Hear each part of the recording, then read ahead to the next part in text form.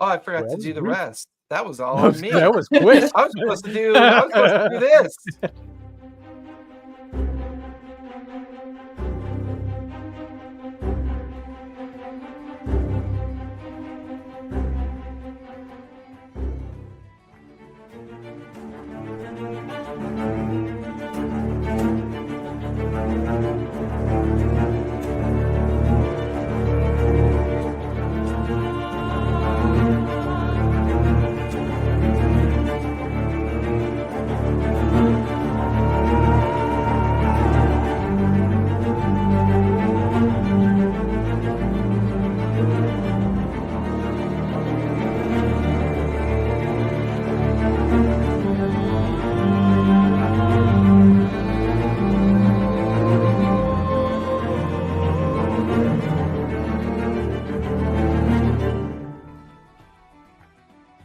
Oh yeah, it was so funny that I blanked. I completely blanked out. I was like, because I realized for my Tuesday Adventure Night game, I'd actually combined the intro and the countdown in one video. So I was like, why do I have two? Oh my god, I'll fix that a different week. It's fine. No one's gonna notice but me. And then I'm like, oh, I forgot to keep going. I definitely usually vibe out to the music for a minute, and I was like, wait, where'd it go? The way of things. So, where we last left off, this wonderful place known as Jrusar, in the heart of the Oderland Wilds, finds itself to be the centerpiece of a new, fast-forming friendship or continuation of friends that had taken the time out to stop for a drink and a brief conversation after kind of doing their own things of late. The team found themselves at the Spire by Fire. Here, Forn and Traumaton were already in a casual conversation of sorts, upon which Karina and Melody eventually came along and kind of joined in the familiarity of this unique group of individuals. But probably more importantly, he's not here to have his name up. Ryan's character. Eritrio. Eritrio. Yeah. Eritrio, also a new hire within the kitchen, was introduced to the group by Ember Brew.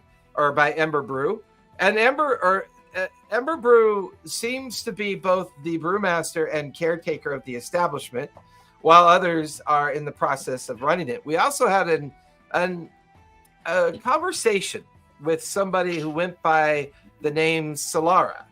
She told a really fascinating story of being trapped in some kind of agreement that she is required to uphold, and this both played out in her song of performance and in her conversation with the team before she made her way back out into the streets of the Core Spire.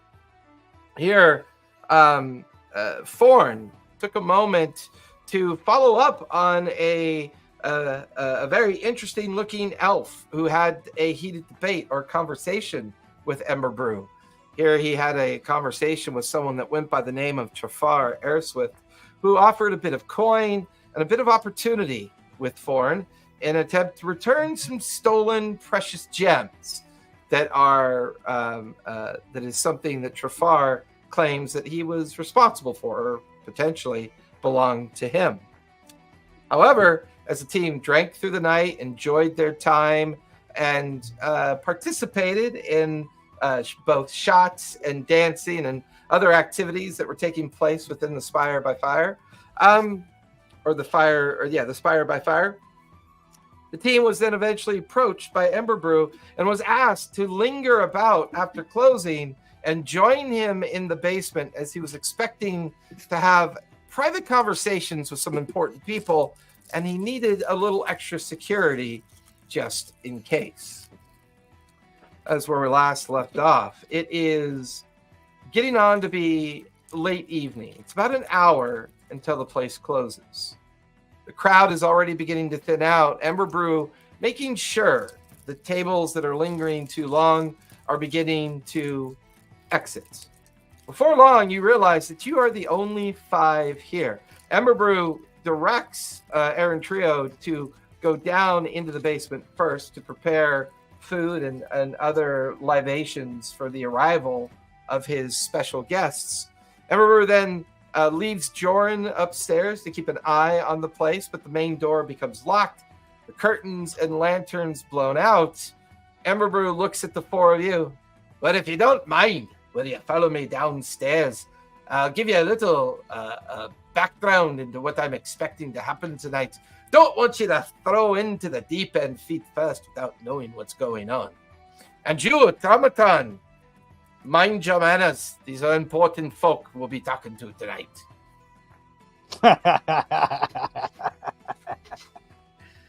Whatever you say, Ember Brew. Just imagine the Traumaton Cylon light. It's just like going back and forth. As the 4 of you follow Ember Brew to the back of the kitchen, there's a large wine cask that he goes over. He pulls down a lever to the right side of it. The wine cask flows open, and a set of wooden stairs begin to kind of wire themselves down and collapse down into the basement. Ember Brew then begins to lead you down in the basement below. Here you end up in a small room, but the door is open. A person of unusual kind of roguish features with a longbow strapped to his back quickly looks to see Ember Brew, but then stands his place. Ember Brew goes, "Hey, what do you... Oh, daft that early. Fuck." And you watch as Ember Brew hurries through. And as Ember hurries through, you can hear his voice coming from the other room. "Hey, Gramgath! Gravine! I wasn't expecting you so early. Sorry about my late arrival. I was meeting with some friends up above, and they wanted to stay and linger a bit. If you don't mind, they're going to be helping my new cook kind of handle everything tonight." He watches Ember Brew kind of slowly backs up to where he's in the doorway talking to you guys this way. And I just we'll have to play it by ear. Just go hang out by your friend over there in Trio, and just try not to fuck anything up. If you see anything weird, just let me know. And Ember Brew kind of quickly ushers you into the next room. The basement is quite large. You can see that Aaron Trio has set up a makeshift bar where he's almost kind of like, if you go to a wedding, they have one of those little dinky bars that you're kind of standing there just making drinks for when people come up. Mm-hmm. You can see a halfling sitting at one table, seeming to be talking to a woman all dressed in black and purple, long, kind of curled out hair, a kind of serious look on her face. She seems to be talking across over at someone else by her, a young-looking halfling. But halflings are always difficult to understand their age. While this halfling looks young and seems to be kind of almost playfully talking to this other woman, they seem familiar with each other. They seem to know each other. It's at that moment the two of them look back to see the 4 of you come in and kind of stay in the back part of the basement. But the basement this is when you begin to wonder if Ember Brew has got other things going on. There are at least 36 crates kind of haphazardly stacked in different directions, like different areas of the basement. You could also tell that there are baskets and boxes. There's like grocer's goods down here, probably maybe what he uses to stock the kitchen up above. There's barrels of wine and ale. There's small casks. There's like small barrels filled with like arrows and swords and spears. You can see like leather bags hanging off pegs along the wall. As you came into the basement, you saw another room, which maybe you figure is Ember Brew's. It's quite nicer. It's got its own bed. bookcases and other amenities that make it look like maybe it was his bedroom, or perhaps used as a room that people might use if they're just needing a place to stay. It's hard to tell for sure. But as you stand there, you also see a third person, a orcish looking fella who seems to, as soon as I find the right picture, I swear to God, there he is.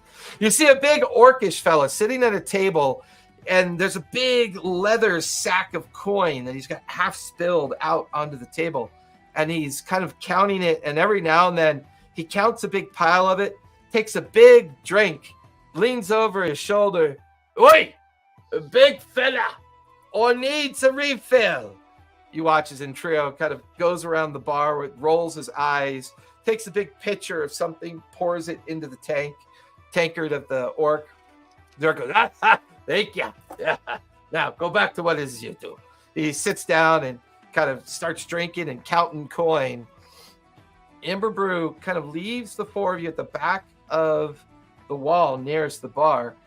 Eritrea kind of shakes his head for you guys to come over. And he's got like 4 shots like lined up, and then a 5th one for himself. Not really sure what's going on, but it's always better to do these things with a slight buzz. And he kind of pushes the shots towards each one of you, and then looks at Atraumaton and goes, sorry, Atraumaton, I keep forgetting you're not a real person. I mean, you're not a living... I'm not sure what you are. That wasn't fair, but that's... Anyways, to new deals and new bargainings. And Eritrea kind of like tinks the glasses with all of you and quaffs it back. Kind of sits there, a little bleary-eyed, looking at the 4 of you. So what do you think they're up to? What's going on? Why? I mean, I'm earning a little extra coin bartending, but why do you think you wanted you 4 down here? Or you want an honest answer? Are you capable of an honest answer, Foreign? Well, so far as you know, I haven't lied yet. You can literally see smoke coming out of...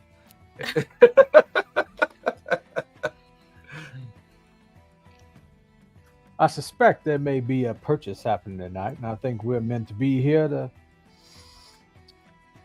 ensure that purchase goes smoothly. Purchase, huh? As I say it, I want to like glance over at the table and get a better look at the halfling and the purple lady. Yeah, the halfling and the one lady that the halfling's talking to, she's wearing all black and purple leathers. She's got a rapier at her side, but more importantly, she's got pistols kind of braced across her chest, and she's wearing a cloak with a very distinct emblem. It looks to be the outline of a ship, and then behind it are the letters H and C. You also notice that the halfling is wearing a similar looking cloak, although he appears to be dressed more in browns, greens, and beiges, not quite as flamboyant looking as the other woman looks. The 2 of them are currently having a silent conversation with Ember Brew. It doesn't seem to be heated, just a back and forth as if they're asking each other questions. Can I do an insights check to see if I can identify who they are affiliated with? You give me a history check if you want. I got a good guess from note taking. I got 23. 23, yeah, they probably represent the Hubatt Corsairs, one of the newer syndicates that's been operating in Jrusar. And they are in direct competition with the Ivory Syndicate, and have been making some headways and inroads into Jrusar. It's believed that they have a small headquarters within the core spire, but they also have a location that they operate out of in the, make sure I pronounce this correctly, in the Smolder Spire, which is the more heavier industrial section of Jrusar. Can I make an educated guess as to like what they would trade in? I mean, as far as you know, they could possibly be trading in anything, but you can give me an insight check on that. See if, based on your connection with your family, yeah, that would make sense.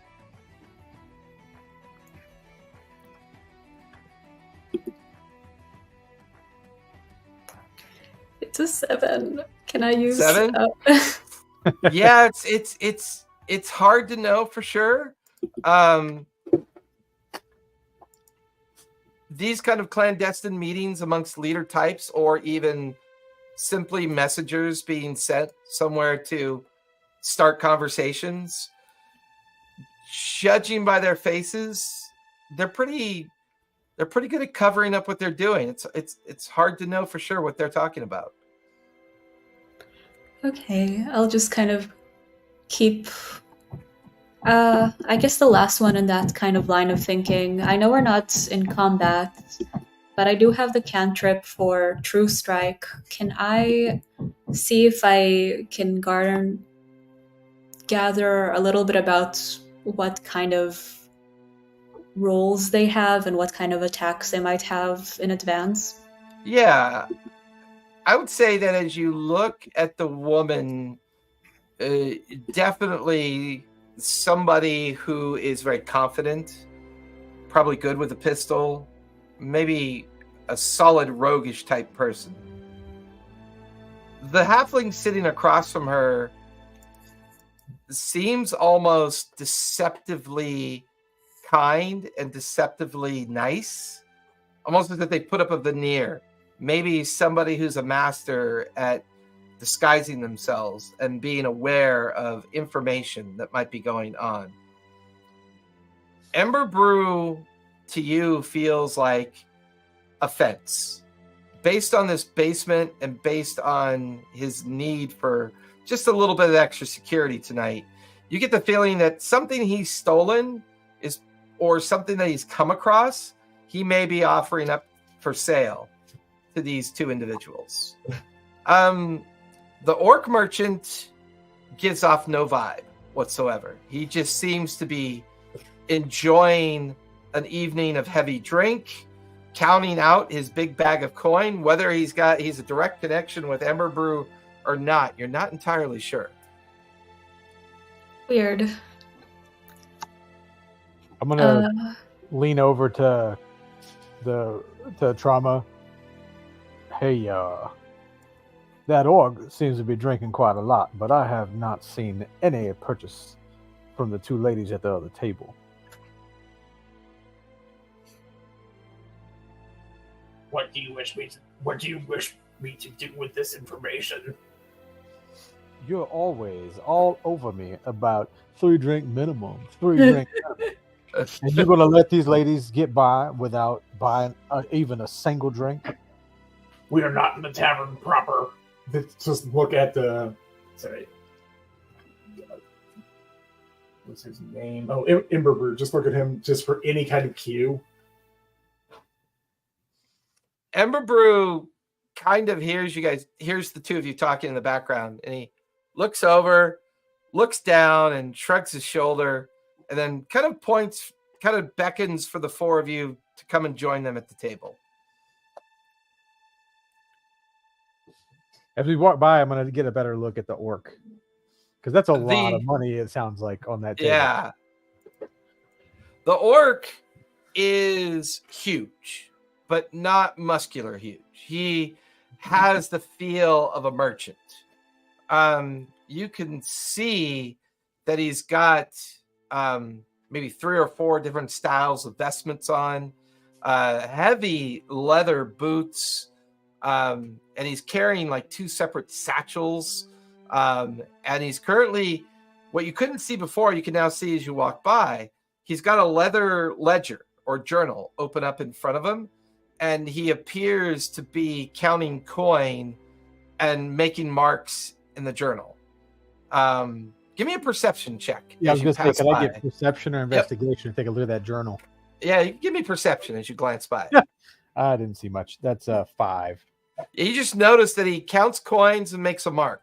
Counts coins, makes a mark. The lettering and words are too small for you to catch, but he's clearly either accommodating a payout or receiving pay is what it feels like. And there were a lot of names in that ledger, but you went by too far to really pick up on any of the names in the ledger. Ember Brew sees the four of you come over. Sorry for my tardiness, but I'd like you all to meet some friends of mine.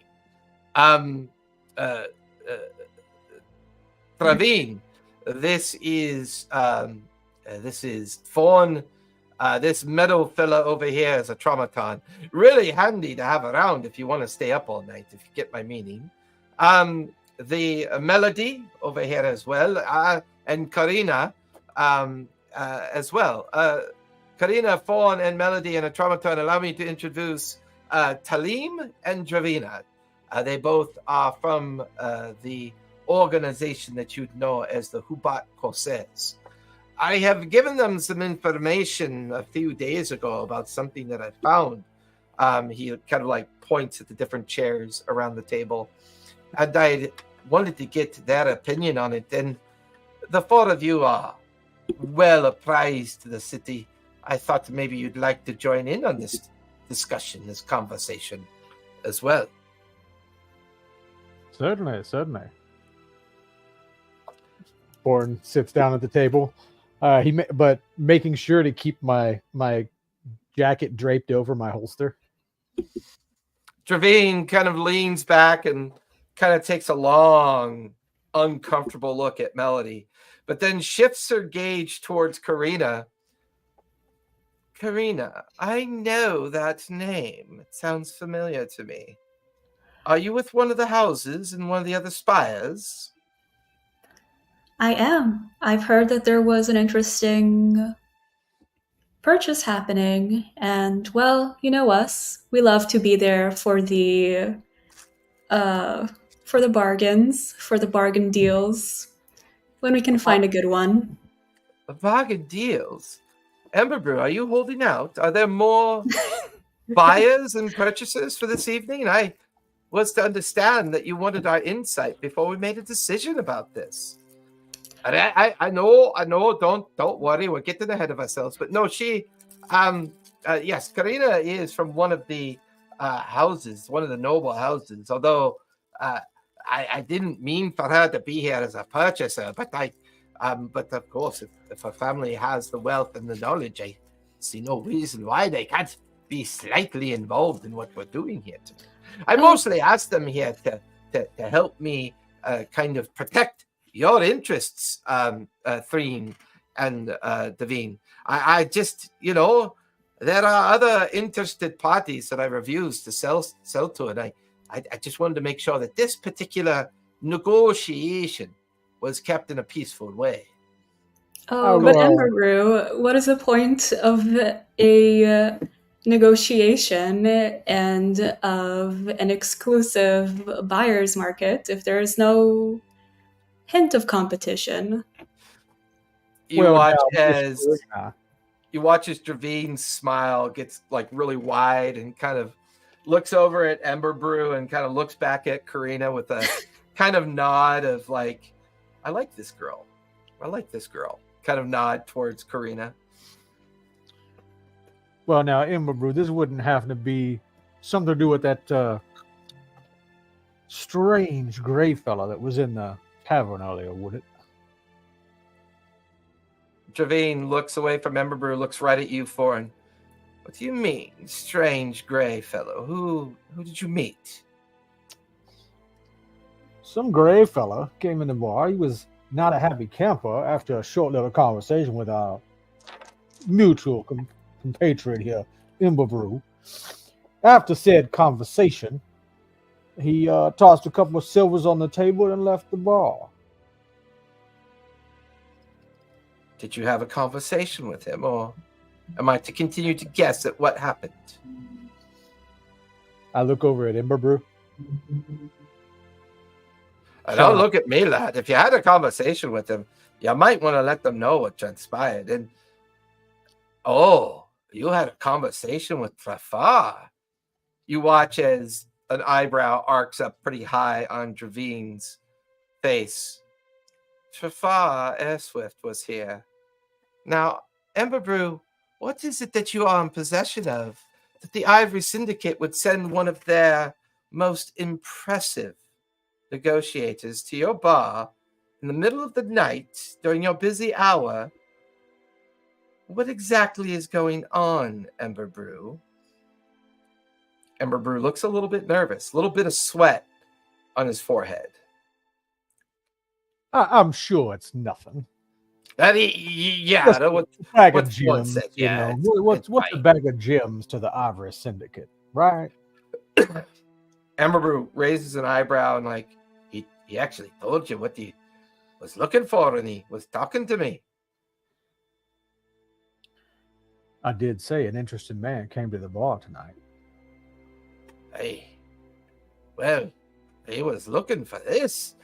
And he reaches into his vest pocket and he throws an 8-inch long by 4-inch wide leather bag on to the table. And it kind of has the sound of stones inside of it. Draveen looks over at Tareem and back at the bag. Tareem just kind of shrugs his shoulders, and you watch as Draveen reaches for the bag, opens it. Oh my. And she upturns an entire bag full of perfect cut diamonds. I mean, just hundreds of small, very well curated, very well cut diamonds onto the table, spills out. Everbrew, what the fuck? Where did you get these? Are you aware of what they are? No, they were left up in one of my rooms. And I unfortunately didn't quite understand who had left them or why they were there. But I have to admit, I took one of them to one of my more trusted merchants that I keep connected with over in the Lantern Spire. And, well, the one that I took him, he said that they were perfectly made gems for either magical purpose or ceremonial purpose, or possibly for the purpose of creating or enchanting magical devices as well. The single gem that I showed him, he said, was well worth over 1,000 gold. There are at least 300 of these in this bag. I'm not used to coming into the manner of such wealth, but my contact said that if I tried to sell these on the black market up above, well, they would be easily picked out. So I can't quite move them in the traditional way. And now that I know for a fact that the Ivory Syndicate suspects that I have them, I'm not entirely sure what to do with them. I don't want to have to keep them. I'd prefer to unload them. I'm a smuggler and a fencer. I like to make my money quickly and on a quick turnaround. But this bag is turning into something I don't truly want to be involved with. Well, how much would it cost you to get rid of it? Well, here's the problem. Getting rid of it could mean exposing yourself to others that are looking for it. The other thing, too, is there are other members of both the Ivory Syndicate and some other lesser groups that might have gotten word already that these gems are out in the open. But I suspect that the Ivory Syndicate is already out and about trying to figure out for sure what all of these things might be. I don't know if we have any options here other than to give it over to the Corsairs and allow them the opportunity to rid themselves of it or smuggle it out of the city. I don't know. That's why Javine and Tareem, that's why I called you here, hoping that you could help me in getting rid of these without drawing any suspicion. Well, what's the concern with the Ivory Syndicate getting their gems back? Supposing it is them that lost the gems. Well, I would imagine that Emberbrew's concern is whoever the original owner is either in the wind and possibly holding out for a purpose of extorting them. However, if Trafar has found his way to your place, Ember Brew, it's quite possible they already have the person that these gems belong to or was in possession of. And they squeezed a bit of information out of him, and that's how Trafar knew to come and have a word with you. I would say, what's the proverbial elven saying? Up a tree without a paddle. I think that's it. Up a tree without a rope. I don't know. They use it in many different ways. I think you're truly up Schitt's Creek, Ember Brew. You should not have taken possession of them. You should have simply gotten rid of them the moment you noticed them. But now, with Trafar's involvement, I'm not entirely sure what you expect me and the Corsairs to do about this.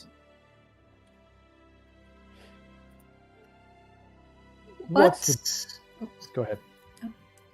No, you can go first.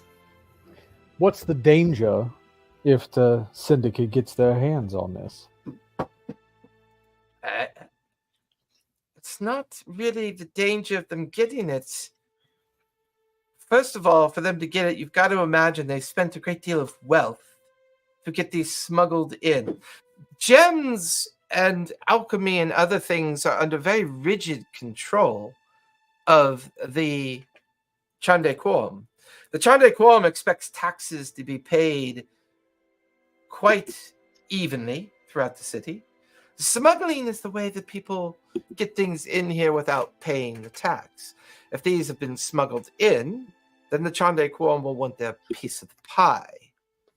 The danger is exactly how much wealth they spent to get it, and more importantly, what exactly they had in mind to send someone like Trafar to look for that.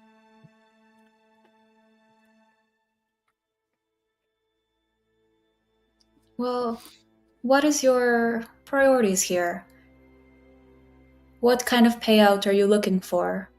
Because we can help you launder them, get them cleaned, get them through, let's say, in my case, argue that there's some kind of scientific or historical value, and then just have them mysteriously donated to the House of Lumos or something like that. But the payout won't be very good. Give me a persuasion check on that one, Karina.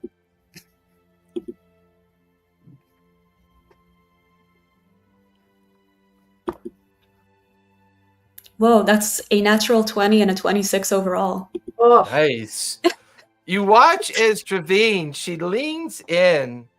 House Loomis, you say? That might be a good cover for your concern, Ember Brew.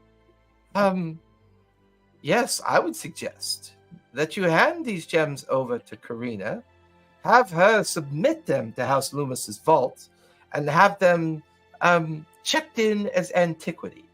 This would allow them to be placed without value and preserved, and only, I believe, Alandra Loomis himself has the ability to release such information from the house vault. That would at least get them off the streets and get them safely put away until we can better understand what might be going on around here. It's an option, but again, I know that nobody comes into good fortune and hands it away so easily. So, I guess the question is, do you feel like it's worth the risk? Or, I guess, do you feel like the potential payout is worth the risk for you personally? I'll help as much as I can, but this is kind of a big risk for anybody involved. As you're saying that, Tareem finally speaks up. I'm not really sure we have enough information, but I think Karina's right. I think it's better to get these things off the street, have them protected by at least one of the noble houses. That'll keep it secret and keep other people from hopefully finding any inroads or suspicions about these gems. However, you watch as Tareem pulls one of the gems out of the pile, puts it up to the light and looks through it. One thing for certain I can tell you, these gems were not made by anybody's hand. These gems were magically made. I would suspect an artificer was involved.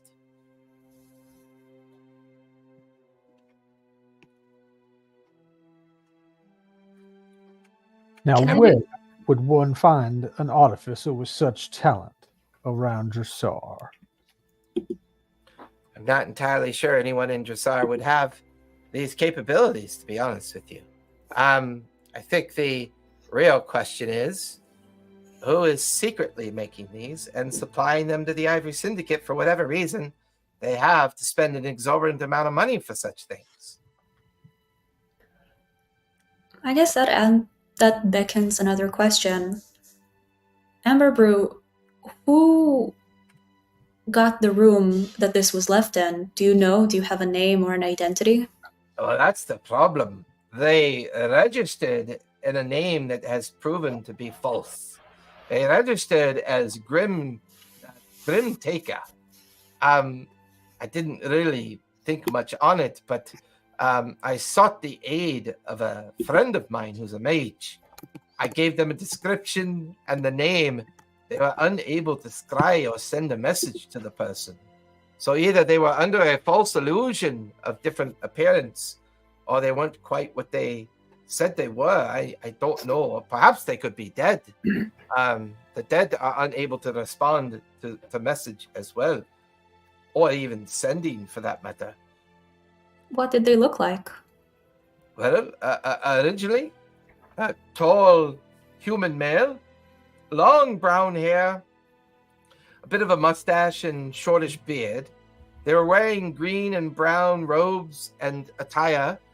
They looked to be a merchant to me, although I didn't really see any emblem or any kind of marking that said so or said as much.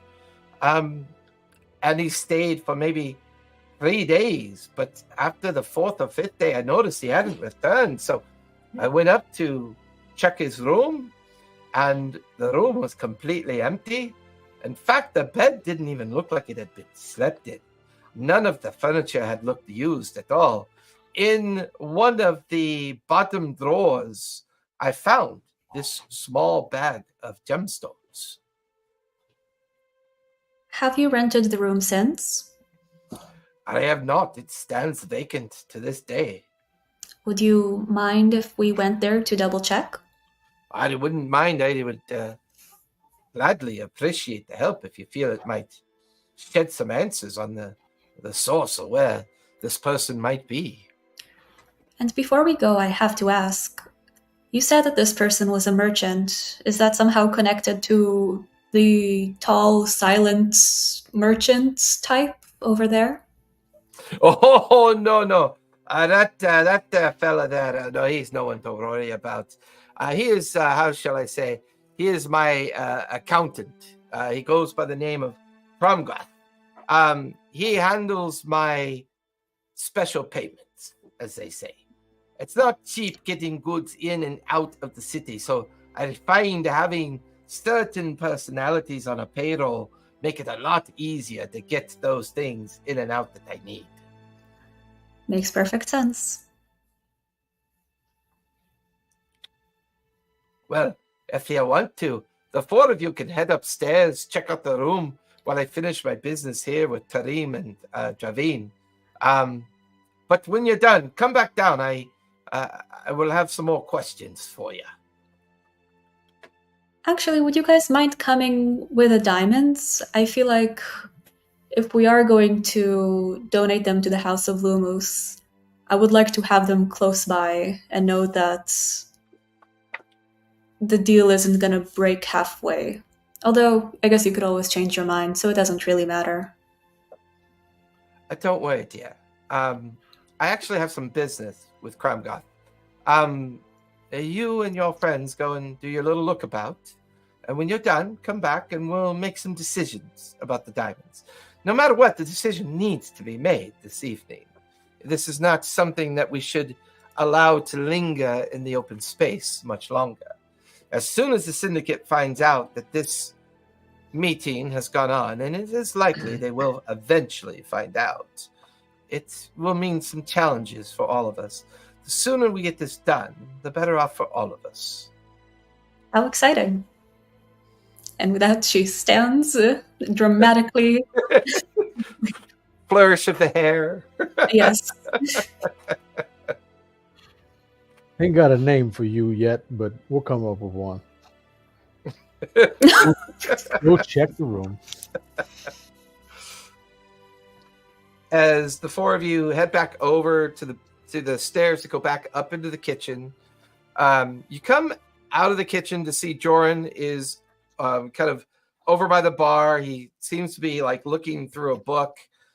Sees the four of you come out and kind of waves and goes back to just kind of keeping an eye on the place.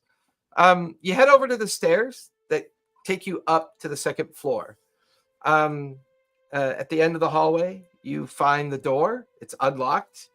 And you enter a rather kind of plain but simple room. A single bed against the wall. A sense of a small dresser drawer, small table. There's a loose carpet on the floor. There's a window that overlooks the front of the Fire by Spire or Spire by Fire. You could hear the city noises. It's not loud, but you can hear the noises outside kind of echoing in to the interior of the room. What would you guys like to do?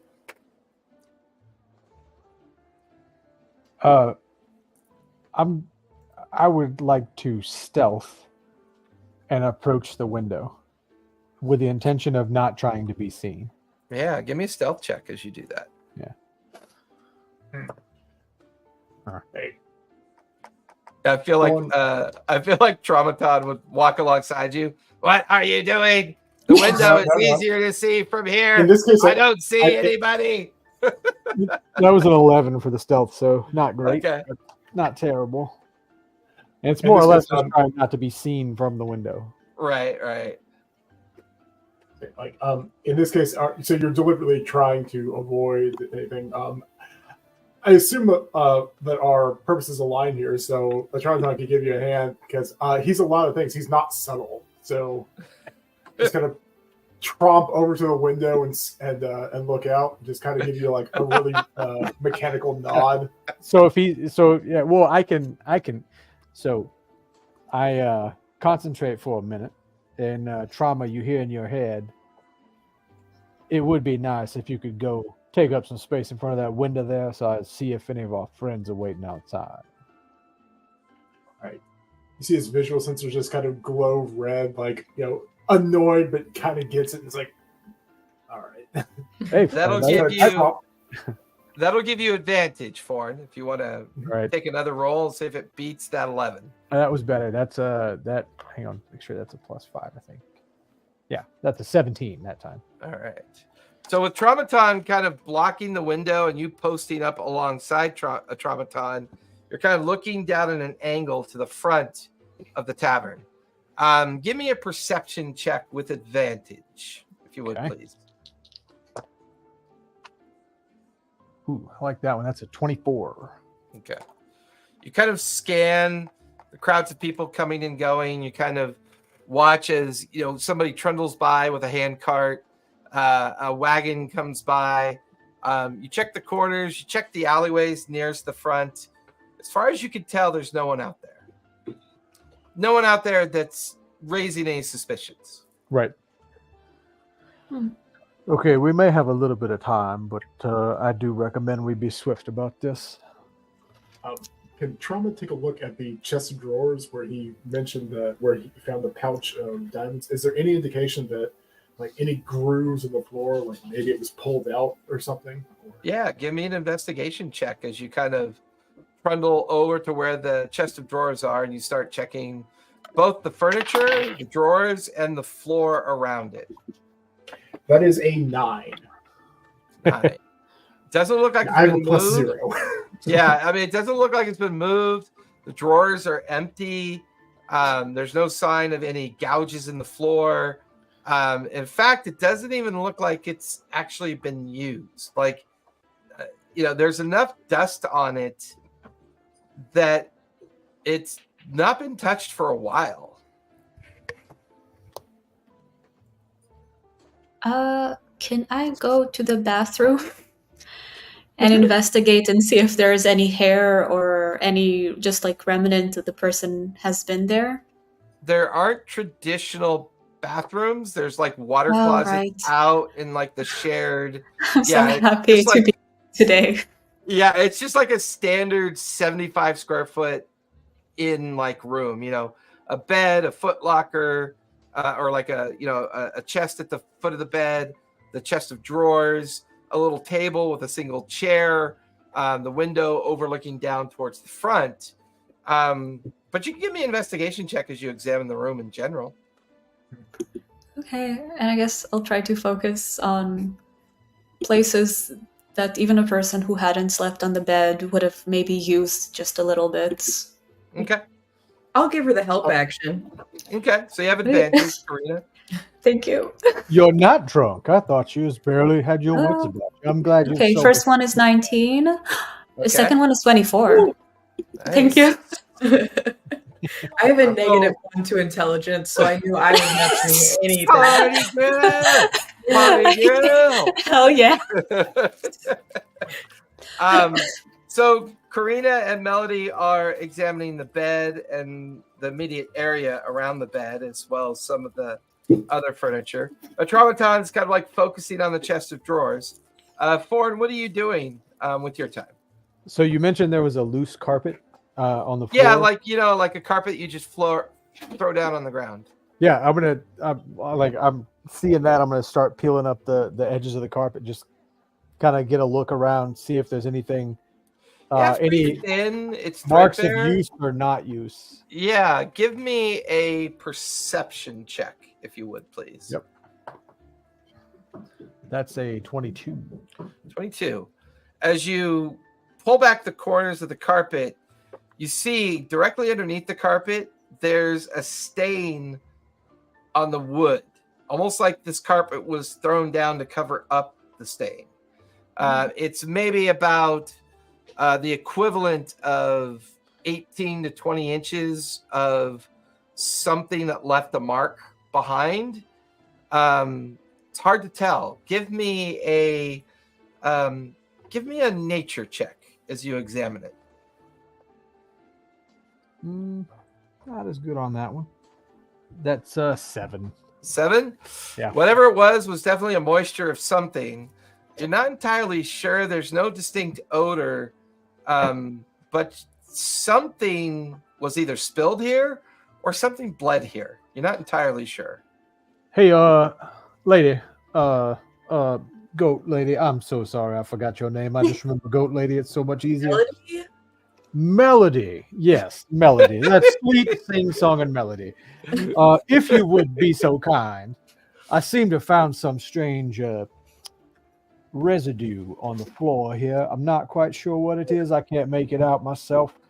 Didn't know if, you being related to a woodland creature, if you might have a little better chance at making this than I would. I mean, I can tell it's kind of gross. I can roll an investigation on it. You give me a nature or investigation. Okay, all right. Nature, I think, is better. Nope. Okay. That is a 5 minus 1 is a 4. 4, yeah. You're Right. you're kind of like touching it. It's a little bit sticky Ugh. and tacky. You're Oh like, God, it's gross. yeah. I mean, being the That's nothing party, to flood. I thought you might recognize whether it was vomit or if it was perhaps blood or some other bodily I know fluid. how to hold my liquor, to be clear. I apologize. Didn't mean to suggest it was your vomit, but being the party and type, I just imagine you see a lot more of it than I do. Do you guys feel like that was a really bad party downstairs? Like, I don't feel like we should have been down there. I kind of feel like Ember Brew dragged us into something that was not our problem. Yeah, it seems kind of unusual to drag, no offense to anyone, including myself, 4 kind of random misfits in the bar into something I also felt like that lady with the really good hair, like she was super pretty, but she was like working him, it felt like. I just feel like he has no idea what's going on. I have to agree with you on that assessment there, but now there is the matter of these gems we need to make off with. That gray fella that I spoke to earlier tonight, I do suspect that he was planning on making a return trip. He did contract me to try and make those gems into my hands, into his hands. But knowing the worth of those gems, ain't no way that contract was intended to be carried out. I think he was just spreading some information.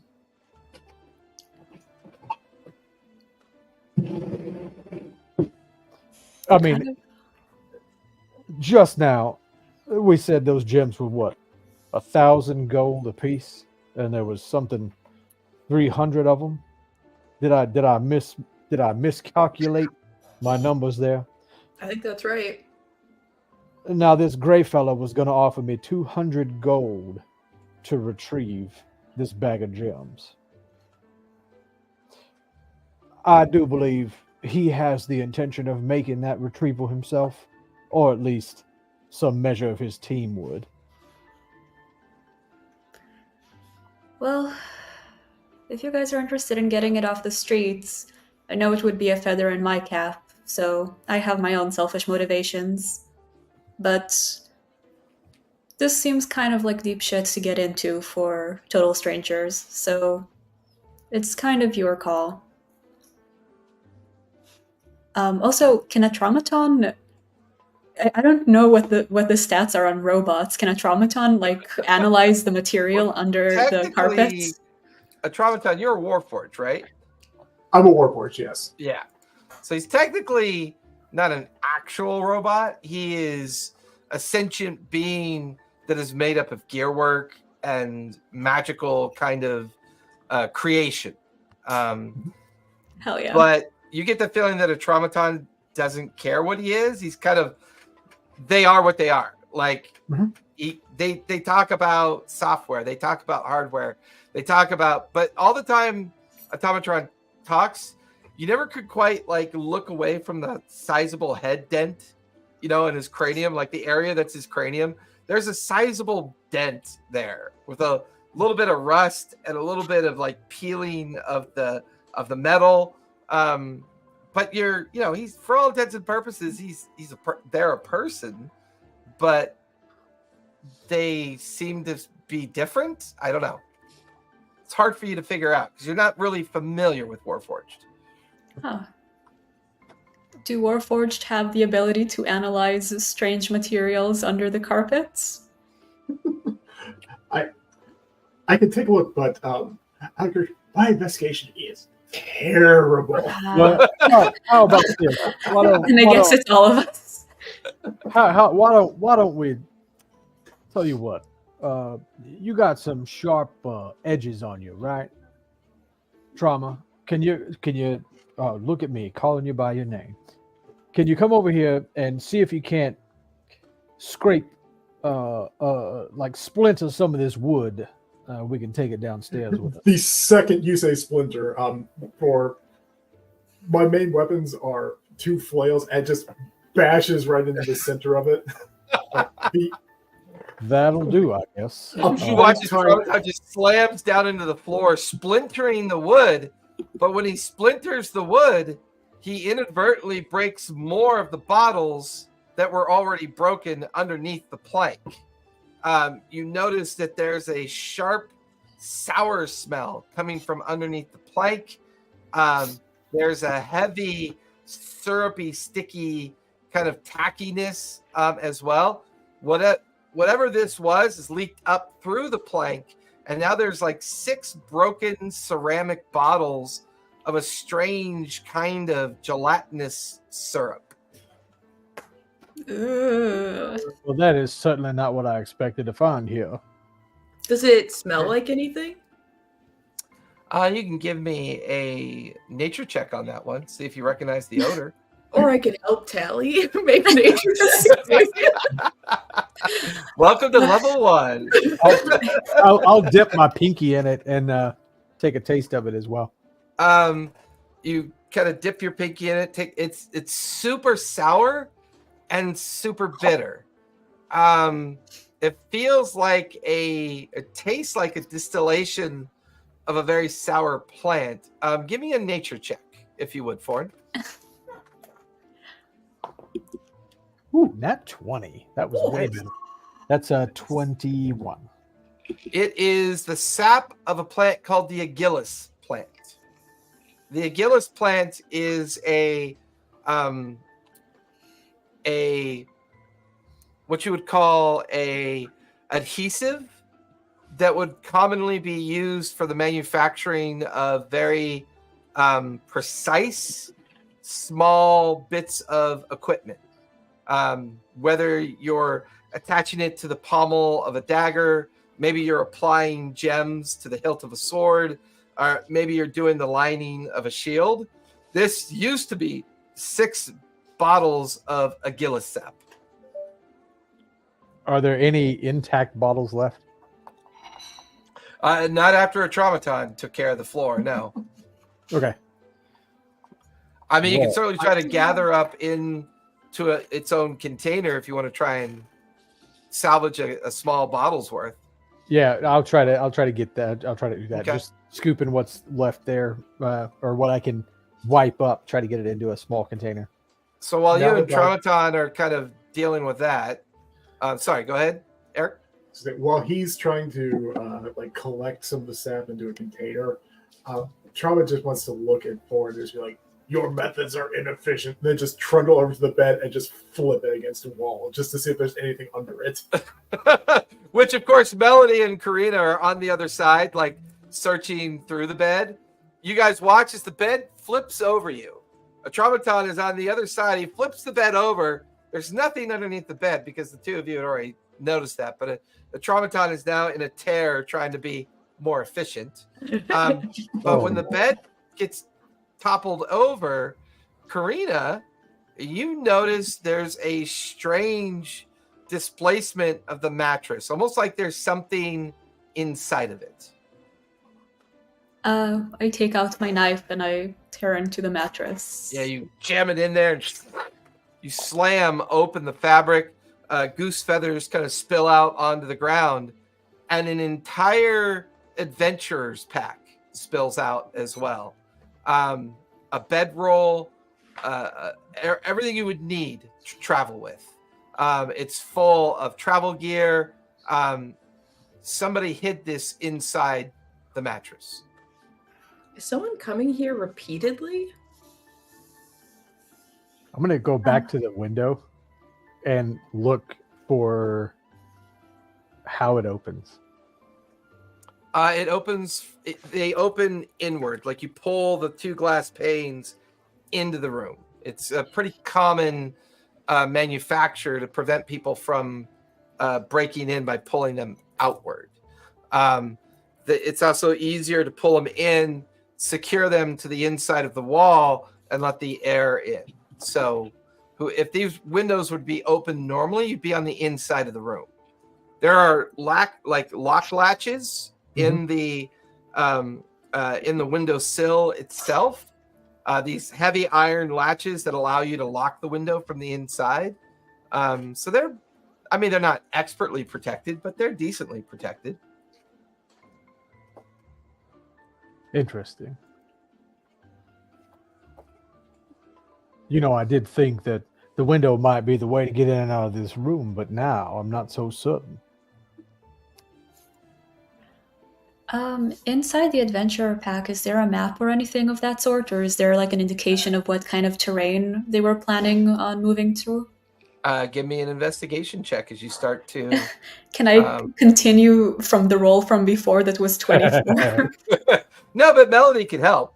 So you'd have advantage if the two of you want to search the pack. Yeah. Oh. I imagine Melody's like fashion. Oh, 23. Sure it is Save your... the last year. Nice. Give your help action for when I roll, for when all of us inevitably roll. Tacky bedroll? Are you serious? So yeah, 23.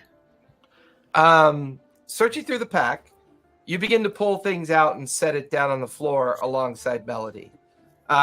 Change of clothes, maybe a week's worth of trail rations for if you're out on the road, small silken rope, a couple journals, 2 small vials, potion bottles that seem to have a kind of pinkish red liquid in both of them. Some gambler's dice, some writing material, coiled up rope that's on the pack itself, a bedroll as well. One of the journals that you also find at the bottom, it actually has a name on the front of the journal. The name reads Regina Green.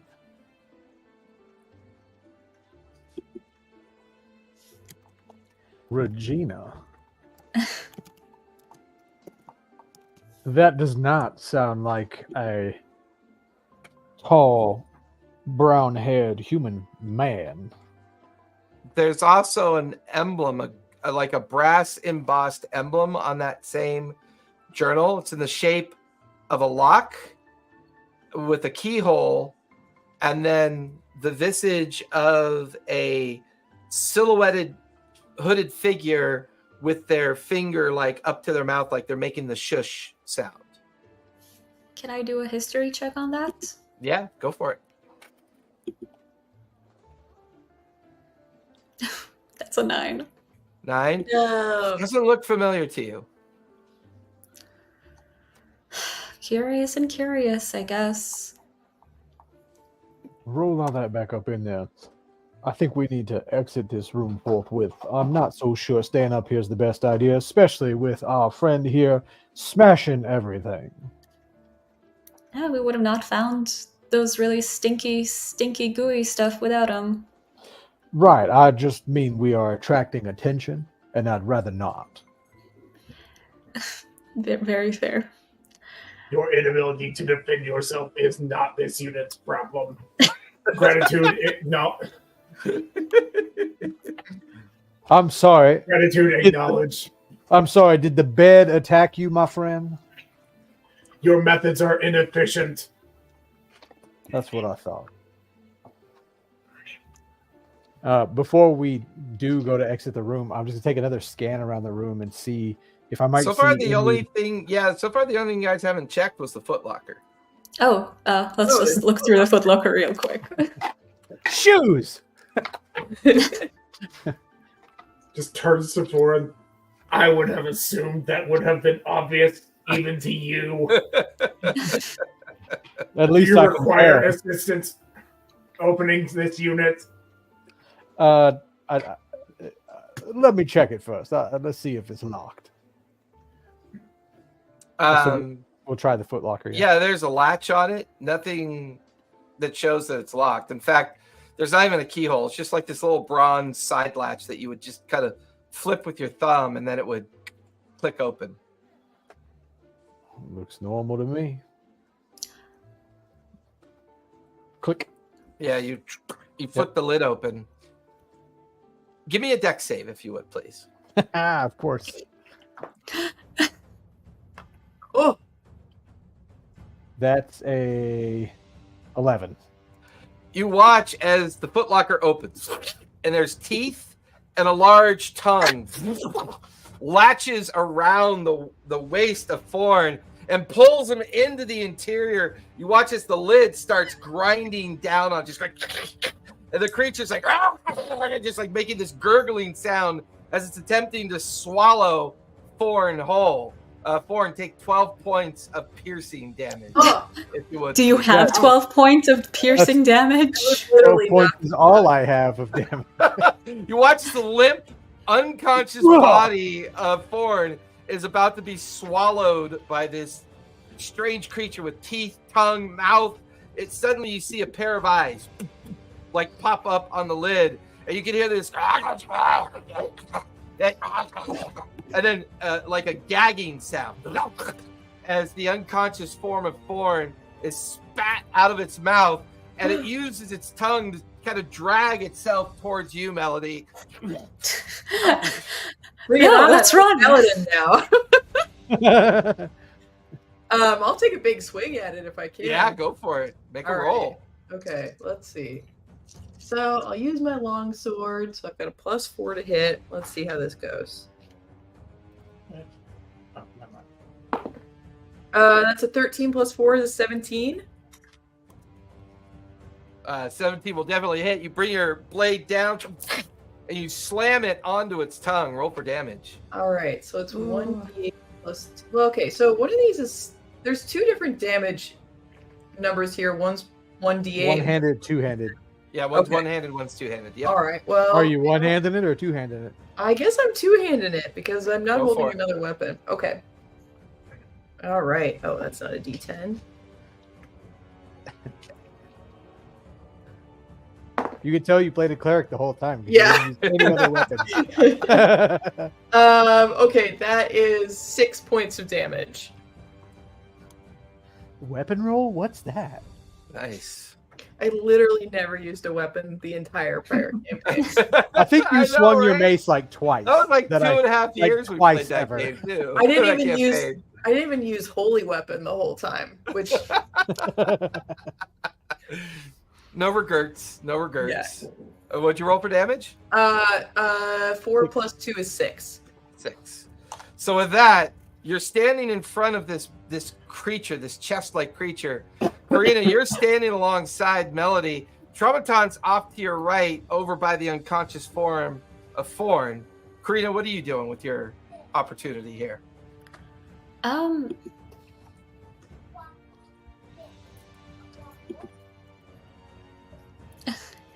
don't want to. Yeah, I have a palm pistol. Okay. So I'm just gonna try and shoot it. Yeah, take a shot at it. Go for it.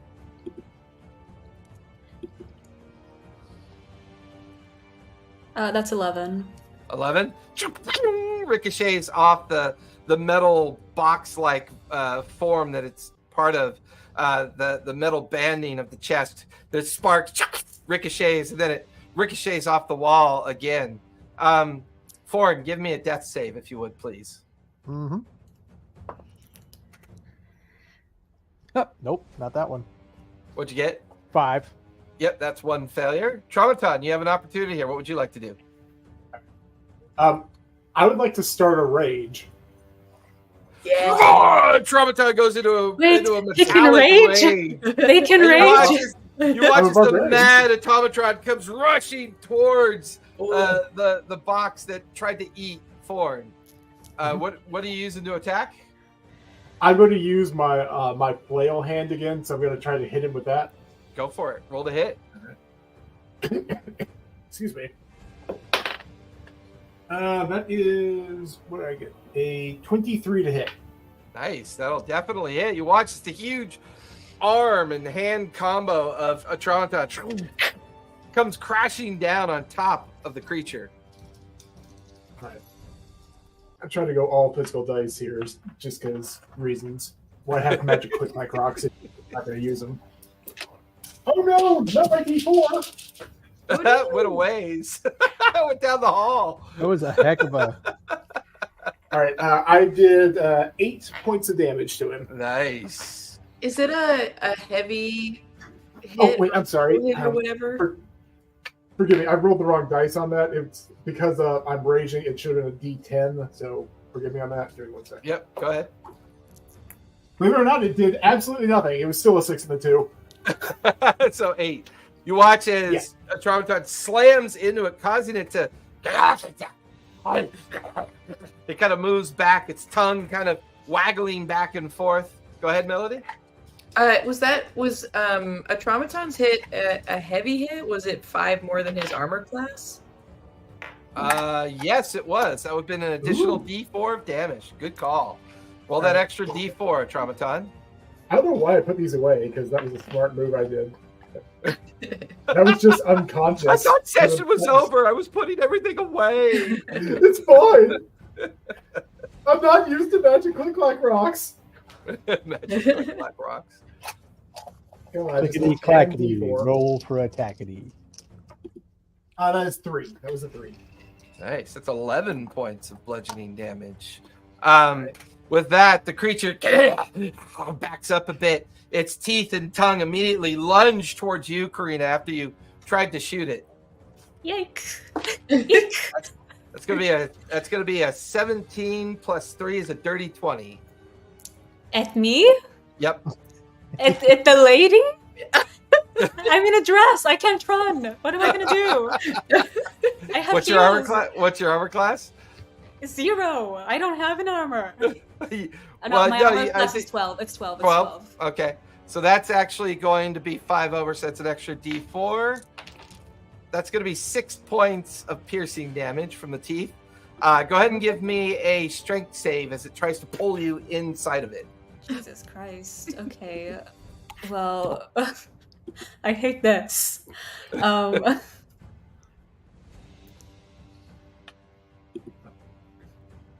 That's a natural 1. That's a 2 overall. Ooh, you watch as Karina struggles. She gets pulled into it, and the top of the box begins to try to like grinding down, and you can see blood beginning to kind of spurt backwards from her being pulled inside. Atraumaton, you're the closest with Melody slightly off to the left. You have another opportunity here, Atraumaton. What would you like to do? I'm going to try to assist Karina. I'm going to try to reach in and just grab hold of the lid and just yank it back. Yeah, give me an athletics. Yeah, give me an athletics check on that one. Oh, I can do that. That's a good one. Oh. That is only a 12. A 12. I should have rolled the physical dice. You should have. I really should have rolled the physical dice. That's an 11 for me, so you beat it by 1. You managed to, you can hear the gear work and pistons on a Traumaton kick in. And there's a cracking. There's a cracking sound. Yes. Would that be? That's a strength check, right? Because it's a strength-based one. So well, that no, would have added 2. Because it's still an athletics check, so you have a skill for athletics. I rolled that. I was curious. I've never been a barbarian. I know that since I'm raging, if that would you have advantage. Okay, correct. You have advantage, but you beat the roll by 1 anyway. So you managed to peel the lid back open. You reach in. You pull Karina out and place her on the ground as you hear kind of like a cracking noise as well as a snapping of tissue and sinew from inside the box. Oh. Melody, you have an opportunity. Yes, I will. I'll, if I can, move over towards Forn and cast Lay on Hands. Or not cast it, I'll just do Lay on Hands and say, Rise! We have to save Reno. What the hells was that? You have 1 hit point. Woo! I'm not dead, though. Yes, so that's cool. Oh my god, that's as a free action, kind of look at him and just be like, "Do you regret your decisions?" An offer I know was I do. made. Talk to me when it's over.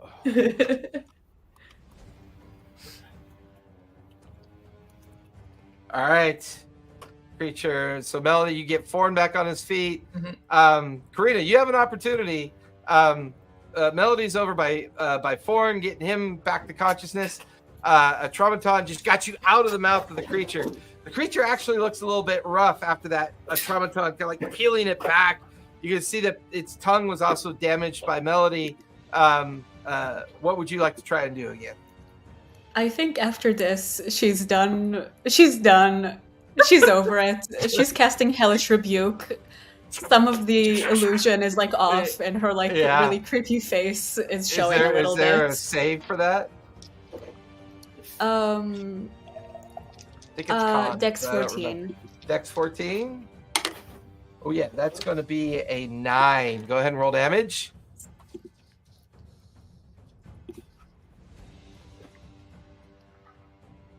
That's a 13.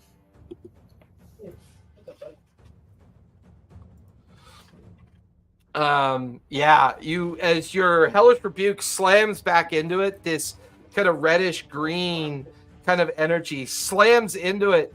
The creature literally kind of the lid comes apart, its tongue goes like still, its eyes are kind of awkward, one eye is like shattered outward, and it just gives out a gurgle. It's Burn, you bastard! Burn! and it lies still there in front of you. Oh my. Oh, damn fucking mimics. Karina, Oh. is your glamour like kind of off now? Or did you pull it back together really fast? I would hope that I pulled it back together as fast as I could. Yeah, that makes sense. But if you're Fae, you may have noticed a slight like weirdness, or it's she's not used to getting her ass kicked, so this is new experience. Well, that was refreshing. Is there I anything in there? Can I just kind of pick around in the mimic and see if there's anything inside? Yeah, give me investigation as you look around inside the creature's like remains. I'm gonna dig through that adventures pack and pull out one of those pink bottles. Okay. 12. I mean, it's gooey. There's organs. It smells really, really bad. But more importantly, you could see a partially digested arm inside of it. Oh. Guys, there's an arm in here. We'll get it out.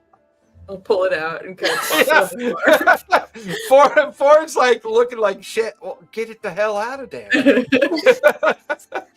You watch as Melody very kind of like, ugh. And there's mucus attached to it as you like pull it out of the gullet of the creature and you set it down on the ground. The hand seems to be closed around something. I'll come over and I'm gonna drink one of those pink potions. See what it does. It's a regular healing potion. 2d4 plus 2. Yep. Luckily, it is. Yeah. Well, I mean, I was gonna drink it regardless. It was one of those. It looks like something. I'm gonna try it just in case. I'll take that. So that means you've got one left. Let me take a look at that hand now. Now I'll take the hand and start like prying the fingers out. Pry the fingers apart. Can I ask also, does it look like a male hand? Give me a medicine check as you examine it. 9. It is very much a humanoid hand. It's pretty decomposed. You're not sure if it's female or male. Okay. Is it humanoid like from a human or just human shaped? Humanoid, human shaped maybe would be a way to describe it. Yeah. Charlie. Sorry. Got my camera off while I portion out my old man drugs. Your old man drugs. So I'll pry I'm taking a look at him. I start prying the fingers apart and see if I can figure out what. Yeah, you guys watch as Foreign gotta prise the fingers apart. Foreign, there's a crumpled up piece of parchment, and it's kind of soggy, kind of not from being in the digestive juices of the mimic, but it's almost like the hand was holding onto a piece of parchment and it crumpled it up. I'm going to try to delicately remove the parchment. Give me a sleight of hand for that one, if you would, please. Okay. That was not so bad. That's not so bad. That's 18. 18, nice. Pretty good. You peel the fingers apart. You kind of slide out the piece of parchment, begin to kind of carefully unfold it. It is a ripped off corner of a page, maybe, or the corner of a message. It appears to be a partially drawn sketch of the Spire by Fire Tavern, but part of it's missing. And there seems to be a note at the bottom, something about retrieve it from the footlocker, signed, and it's signed with initials RG. RG. Isn't that name on that journal was an R and a G, wasn't it? It was. Well. I'll put the parchment in the note in the pocket of the journal there. So the note is signed RG and says to retrieve something from the footlocker. Correct. So, like potentially someone was lured to be eaten by the footlocker. It kind of feels like it kind of feels like it.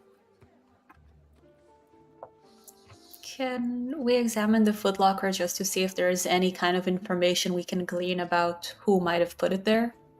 Yeah, give me investigation or arcana if you'd like. Arcana. I'll do investigation. Okay. That's a 20. 20. These investigation checks. I know, right? She's stellar, man. She's on Nothing the ball. else. As you begin to examine the exterior of the mimic, there is a series of strange glyphs on the base, around its base. There's also a kind of strange kind of marking that you don't really recognize. You're not sure if it's an emblem or something else. But wherever this mimic came from, you get the feeling that it was placed here for a specific purpose, but it doesn't really reveal anything on the outside. Nothing of obvious manufacture or obvious enchantments, just some strange kind of like symbols or glyphs around the base of it. I write down the glyphs in my notebook. Okay. Let's say we get this arm. Go ahead. I was just curious if I could take a look at the glyphs and see if it was a language that I recognize. It does not look to be a language.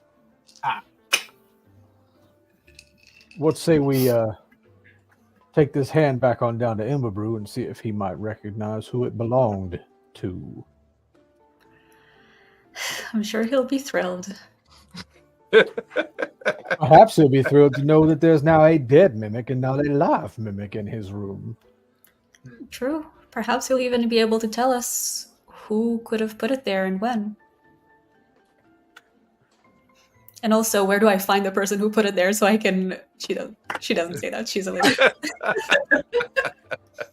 I feel like you monologue that whole thing, though. Yeah. Like you Internally. say it, you also say, no, she doesn't say that. She's a lady. Yeah, like, shove my It's all vocal heeled boot so far up its ass that just an internally angry person. I do love Karina fully pulling out a gun and then shooting hellish rebuke at someone and then being like, I'm a lady. I'm very proper. I don't do things like this. I don't understand. So you guys heading back downstairs to the basement?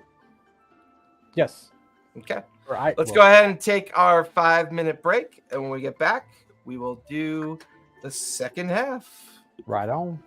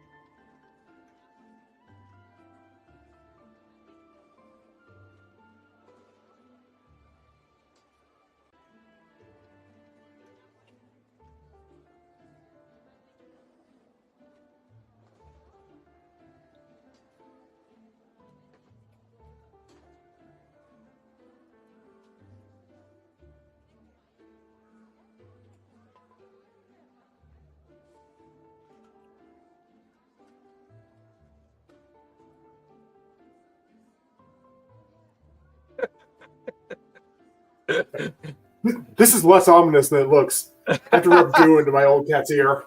Oh yeah, that's never pleasant. Definitely never pleasant. I mean, it's the least bad option, but like, if the camera would come on as I'm gloving up.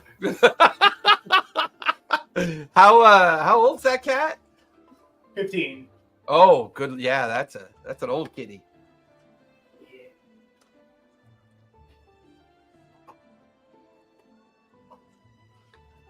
Oh my God, Kurt, you still have Earthen's picture up there. That's funny.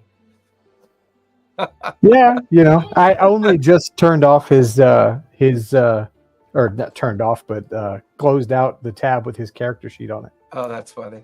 That's so I still sad. had it on there. I come to sit down and I turn everything back on, and there's Eric putting on a blue glove, like literally Cruella de Villing it. Just he's like, this looks far ominous than it really is. Oh, sure. As he's smearing like ear medicine into his cat's ear. Apropos ears, Kurt has a couple of extra years. Mm-hmm. I have a gremlin. You guys then Gotta rub some roids into DC's ear. you guys head back down into the basement area, back through the kitchen, and down below there's Ember Brew still talking to Tareem and Draveen. You could see and Trio, and you know what? I'm looking it up before I continue to mispronounce it all night long. Eritrea? Eritrea, thank you.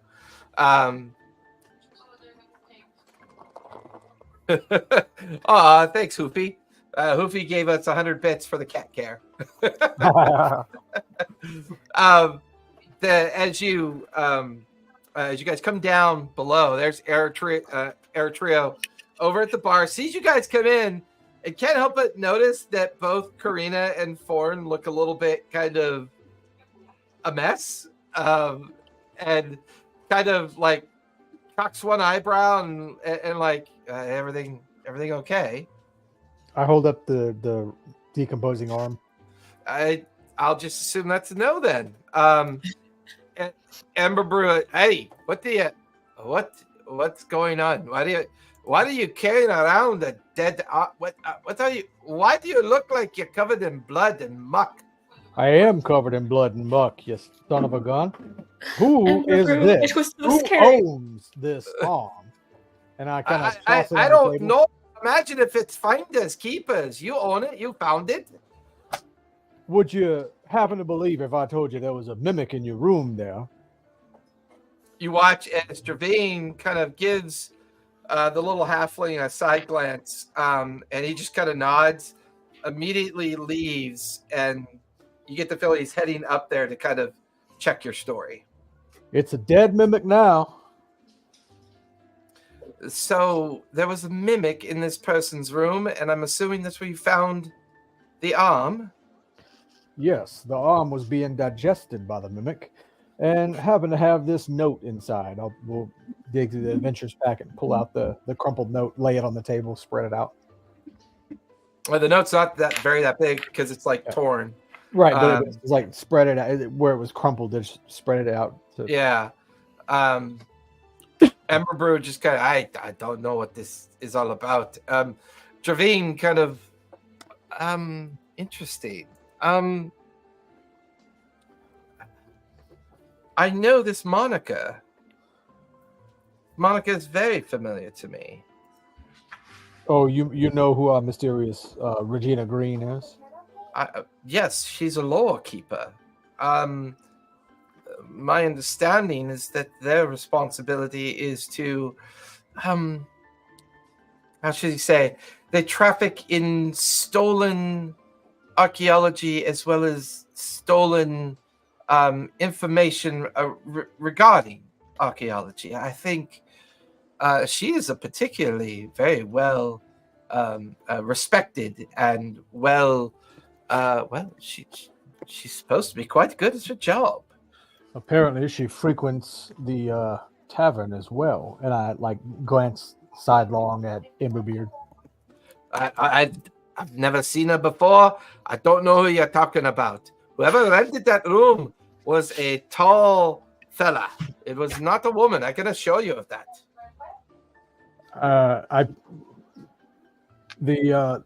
Where do you think we came about this pack? You said you searched the room. How'd you miss the pack? I don't know. It wasn't in the room when I was there. It most certainly was. It was in the Well, mattress.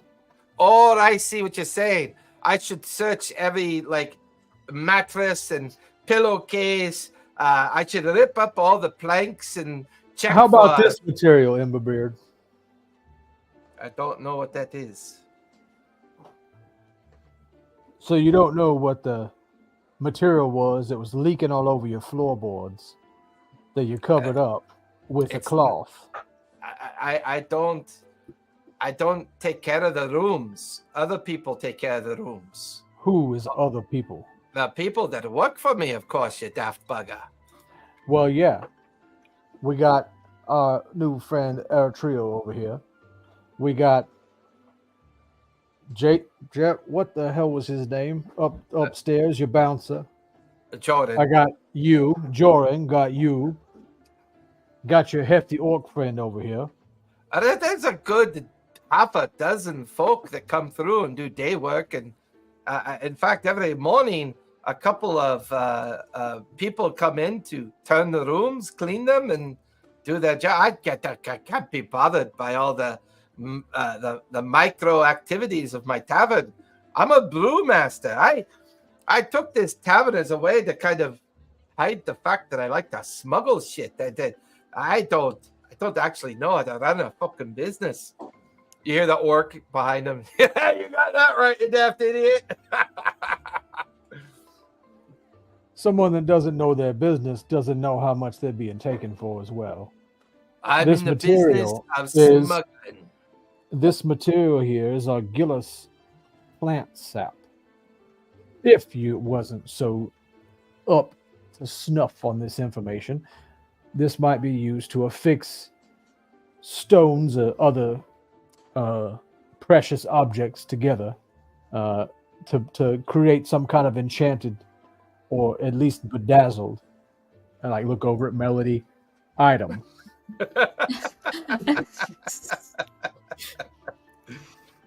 And I don't know what you expect from me. I've never heard of the stuff. I'll look over at Trevine and see if like any of this has piqued her interest. I mean, well, it's interesting. I've never quite heard of the stuff either. I'm not exactly someone who's kept up on the common information of tinkering or metalworking. That's just not quite my forte, I'm afraid. Might be an indication of who this person was, if he was keeping this kind of incredibly specific material.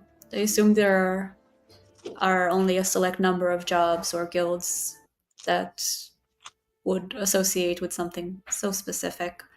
But I think it's also a question of if housekeeping was there before you, is there any chance that they would have moved anything, or is there a reason why they might have not found the diamonds themselves? I mean, they could be idiots for all I know. I mean, they only get paid a few silver to come in and do the work. I am intrigued by the fact that you found a digested arm inside of the creature. It's like at that moment, Tareem comes back, the little halfling. They're telling the truth. I've got Joran up there now cleaning it up and kind of dealing with it. Somebody put a mimic in your room. Either the person that was renting it from you previously or snuck in and did it after the fact. You watch as Dravine looks up. Well, according to this note, the person was led to come and find that footlocker. My guess is a person that was meant to be disposed of. Ember Brew, you're saying you don't get any repeat customers to that room? You have no idea who visited before this guy did? Not really. I get daily merchants that just need a place to stay for the night, or I get travelers coming in and out of the Hellcatch Valley, or coming in on the many airships that come through here. Would you be so kind as to offer up an employee list? Who cleans the rooms? You have the same person cleaning that room every time. I have no idea. I don't keep a list like that. Can I roll an insight check? Yeah. See if he's like sort of playing dumb right now. Yeah, go for it. I don't know what you're talking about. I'm not dumb. That's a 6 plus 4 is a 10. 10? I mean, he seems genuine enough. He probably is holding back some information, but whenever there's talk about the help or taking care of the inn, it genuinely feels like it bothers him. Like he doesn't care that much. It's just a place that he kind of holds up his storefront and his fencing business. But it's a relatively, like, they do pretty robust just tavern business. Oh yeah, they do. Who runs this all for you? Is it mostly Joran? Or is it someone else? Who runs the day-to-day? There's Jordan that kind of, he's my security. Keeps an eye on things for me, on top of keeping out the riffraff and people I don't want in. Salada, the performer, she performs here from time to time. The only other person is there's a bartender. Her name is let me think on it. Her name is she goes by the name of Naimara Valenstride. Twice a week she bartends for me. And does she help run the business? Oh no, that's all on me. Well, me and my rock friend here. I'm gonna walk over and pull a chair up beside Grumgath and sit down heavily next to him. Hey, how are you, man? This Purdy fellow over here, he makes good drinks. You should have one. The Birdman does make a good drink, I will say. I prefer mine not lit up, though. Makes it harder to hide when you're glowing. Birdman takes a big swig at the tankard. Now, would you happen to know who gets paid to do the cleanup around here? Who gets paid to do the cleanup? Yeah, you seem to be the man with the ledger, the man with the book, the man watching money go round and round. My responsibility is mostly making sure that the right people, get paid. I don't know. Well, the right people get paid is who I'm looking for, sir.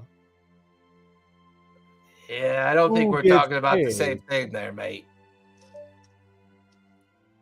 Look, I make sure that certain wardens get paid, certain sergeants. I make sure certain lawgivers and certain people within the Chandei Quorum get their portion of what our friend Emberbrew does on a daily business. The rest of the folk, they get paid out of the surplus funds to keep this place running. It's not exactly, that much of a concern. We make a lot of business off the smuggling. Enough to keep this place in tip-top. I can see.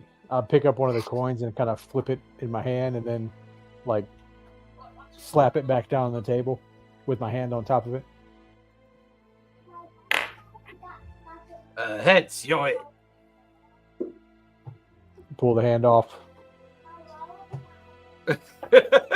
I have a big ass coin, so go for it. Heads it is. Fuck you, buddy. He drags the coin, puts it back in the pile. Hey, you any good with that thing you carry around on your back? Why are you asking? He looks around. He can see that Melody and Karina and Atramaton are over by Dravine and Emberbrew. You've kind of have to come over to another table to talk to Kremgorth.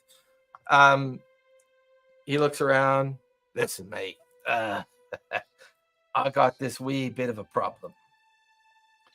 If you're pretty good with that thing, there's a fella. He owes me some coin. Mostly because he went back on his word for me. He was supposed to take care of a shipment for me and my friend Ember Brew over there. And he didn't come through. Would you mind removing him for me? And whatever coin he has, you take 10%, you bring the rest back to me. I believe that can be arranged. I would hope that he has enough for the fee. If not, I may take more than 10%. But I do have a fee, and the fee will get paid one way or another. Fair enough. Come by here in the morning. I'll have I'll have all the information for you. My, you don't sleep much at all, do you? Sleep is for others. I stay awake. I'm the one that watches people sleep. That is rather unsettling, my friend. It's supposed to be. It's fucking weird, but that's I with that, like, I'll kind of push back from the table and tip my hat to him, and turn and rejoin the others. Well, your orc friend there doesn't seem to know who gets paid around here either. Hell, I could be working around here. You could be paying me, and you wouldn't even fucking know it. As long as the business pays out, I don't really fucking care that much. Be honest with you. Proprietor of note, automaton requires no salary. The real villain is bad business practice. While all of this conversation about business and who's paying what and doing what, that's quite fine. Me and Tareem need to be on our way. So is the agreement that we are to put these gems in Karina's possession? She is to take them to House Loomis. They're to be vaulted and checked in as antiquities. This is the agreement that we all have. Suggestion. Unit requests a show be made of giving them in my care. Unit is designed for enforcement of contracts and protecting of individuals. It makes sense for them to be in my charge. We do have some blue. We could bedazzle the big tin can. I do not intend to retain possession. Karina may keep hold of them. It is simply to draw attention away from her. Well, aren't you just the most kind metal thing? I happen to be good at my job. I would suggest you practice. Damn. This does kind of bring in an issue, which is, I would require some amount of muscle, bodyguards, whatever, at least until we get into the House of Lumos. Yes, it is pretty tall up the core spire. It must be a real pain in your neck looking down all the time. It is, but luckily they have a masseuse on deck. Do they? Wow. Are you saying that we'll be accommodated for if we keep you safe for the night? Keep you tucked in and watched over? I am saying that I am not getting a payout out of this. You have your own interest in this not coming to the surface. Let's help each other, and I can give you maybe 5 gold each. Tareem and Traveen look at each other like they've never heard these words before. Excuse me, I don't mean for the flower to be so wilty and concerned about their safety. Money's not really the object. House Loomis, if they decide to vault these gems, I can assure you that House Loomis has something in mind for why they would do this. And while I'm aware of the wealth of the house, 5 gold will not even buy me a good cup of coffee. That was more of a Where the symbolic hell you buying transaction. your coffee? Quiet, you. Adults are talking. Damn. And she kind of reaches over towards you, Ford, and she picks out like a bit of like flesh off the edge of your hat and kind of flicks it onto the ground. My point is, I don't want to get jumped on the way home today. This is a lot, and I don't know that you're not going to go tell somebody else about this. So I suggest until we reach the modicum safety of the upper levels, we all travel together. That is all. Suppose I could be bothered for a gondola ride up into the top of the core spire.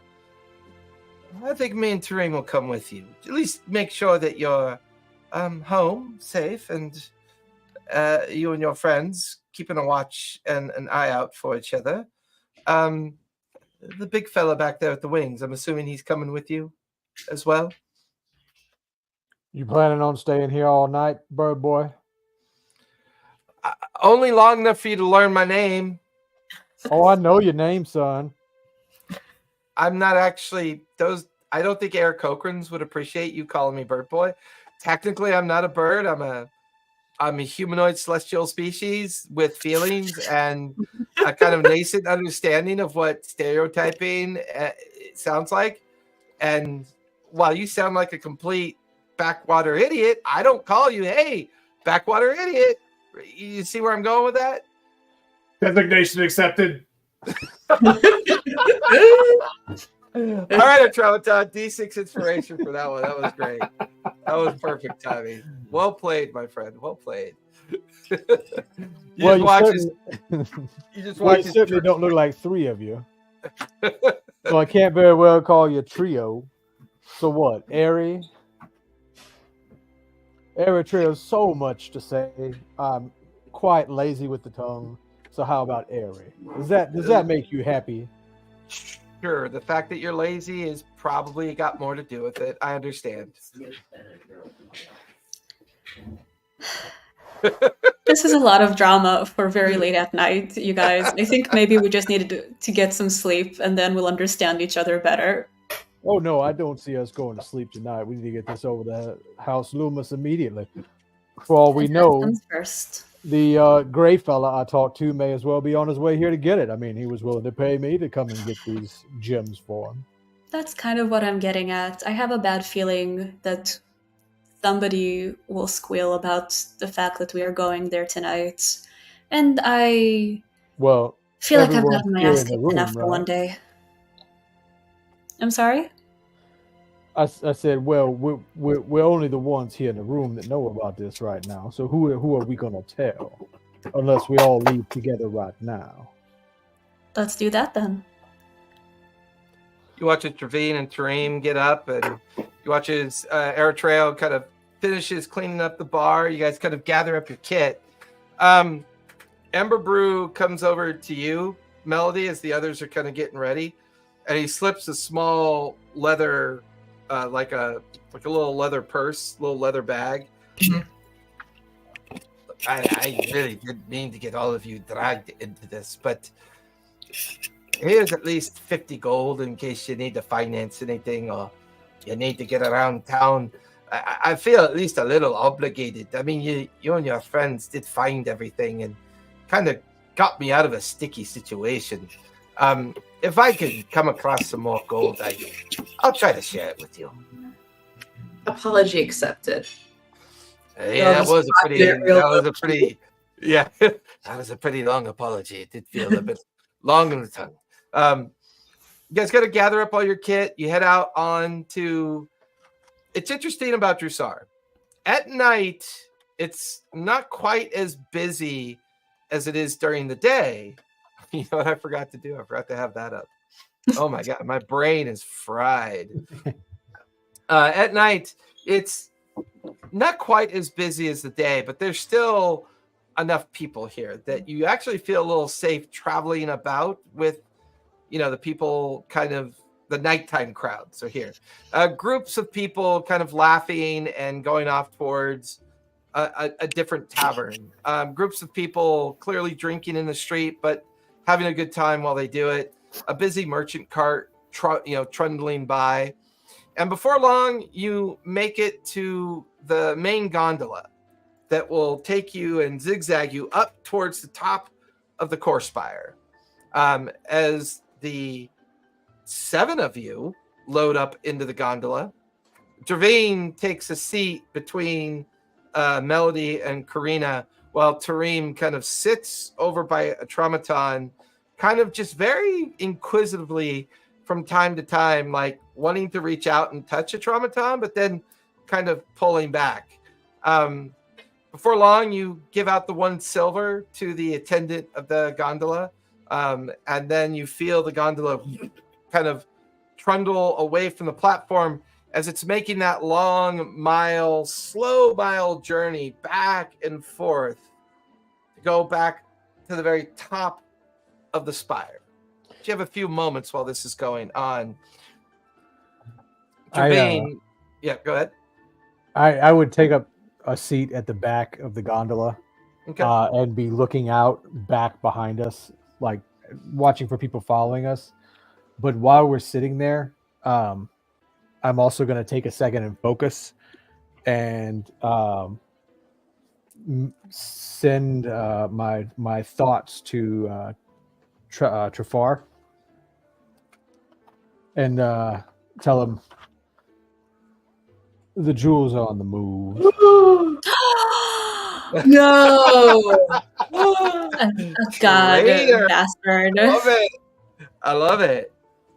You hear in response, oh, The- good. Where are they headed off to? The Corsairs have made a pickup, and they're headed back to the Smoldering Spire.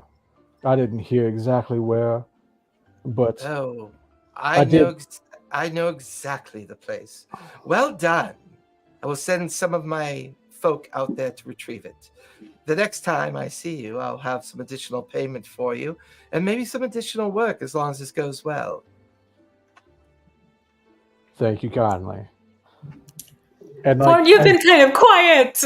as the last action, I'm gonna zone out for a minute, and with that eerie token to burn the token to make it just unusable anymore. I can Okay. scry on them for a minute. Okay. So I'll be like, it says, where'd it go? Let's see. Hang on. The trance lasts for a minute. Ends if you dismiss it or incapacitate it. In this trance, you can see and hear from the token as if you were located where it is. You get the sense he's on a gondola. You get the sense it's the gondola that just passed you, going downward. As you guys are going upward, a gondola passes you by, and you get the sense that that was the gondola that he's on. So I'll, if I got that sensation, I would break the tether to that token. So that token's burned up. I can't use it anymore. Correct. But then I'll pull out the long rifle from my back and kind of sight my scope at the gondola that just passed us to get a look at it. Give me a perception check with advantage as you do that. Yep. Wow. I rolled double 14s. Oh, It's- that means something. Only an initiative. Yeah. Oh, all right. What, not the gambler's luck thing? No, that's only an initiative. Oh.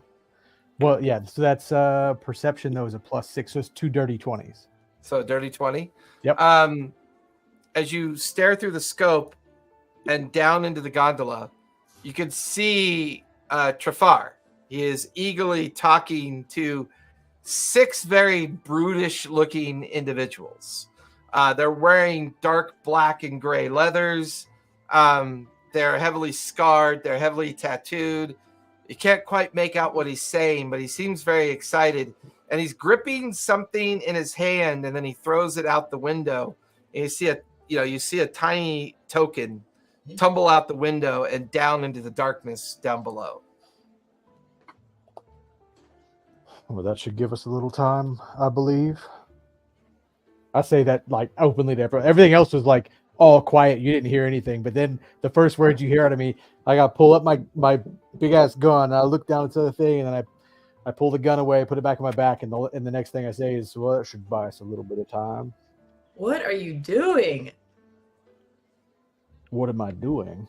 Why are you just casually pointing your gun at other gondolas? Do you see something? Well, yeah. I don't casually point my gun at anything. That's what it looked like. In that other gondola was our gray friend and 6 other brutes. They look like they're ready for a good time and not the kind that you tend to enjoy, Miss Melody. So they're heading the wrong direction. They're headed the wrong direction now. Oh. You're welcome.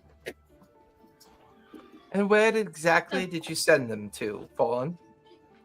I may or may not have told them that there may be a place on the smoldering spire where these gems may be headed. I see. You watch as she reaches into her pocket, pulls out a little piece of paper, quickly does an incantation or like an evocation on the paper. You see bits of words flare into life. You watch as the paper folds up into a small origami bird that immediately flies out the gondola window. Well, you may have just handed the Corsairs a very generous opportunity. Thank you. Oh, you could pay me for it if you feel so willing. No, we'll see how it goes. We'll see how expensive this is going to cost us. We're all really stingy. It's not that we are afraid of an open war with the Ivory Syndicate, but if Trafar were to meet with an unexpected accident and with no explanation, that would certainly weaken their ability to interfere with our business. Well, as I said, oh, go ahead. Oh, I was just going to thank you for not selling us out. Well, why on earth would I sell us out? I'm still here. Very valid. Recent experience indicates Unit 4 makes unintelligent decisions with some regularity. You're awfully close to the edge of this gondola. It'd be a shame if you fell. Try it, meat sack. Traveen kind of looks between the two. You two been together for a while then? I've just been thrown out of windows by this. Well, I you're not see. really an Security. asshole, are you? A security unit then. Yeah. And like yeah, I noticed the damage. Does tend to cause strange things to occur with Warforged. So, Melody, Karina, how did you fall into this bit of mess with Ember Brew? I don't know anything about it. He just asked us to help him out, and here we are. Hey, you Corsairs have fingers in a lot of pies, right? I don't eat baked goods, but if you mean, do we have a lot of notions of business? Yes, we do. Have you seen a satyr, someone who looks almost exactly like me? Almost exactly like you, or are you twins? Are you a matching pair? Oh, we're fraternal, but pretty similar. Oh, can't say I have. I mean, you and your folk are quite rare to see these days. I would imagine you are originally from the Fae before it was winked out of existence? Long time ago. Fascinating. No, dear, really? I apologize. I do not recognize your likeness or have seen your likeness. I would recommend there are parts of the Jrusar you might want to move about with caution. There are rumors about what satyr body parts can do for one's virility. They're not wrong.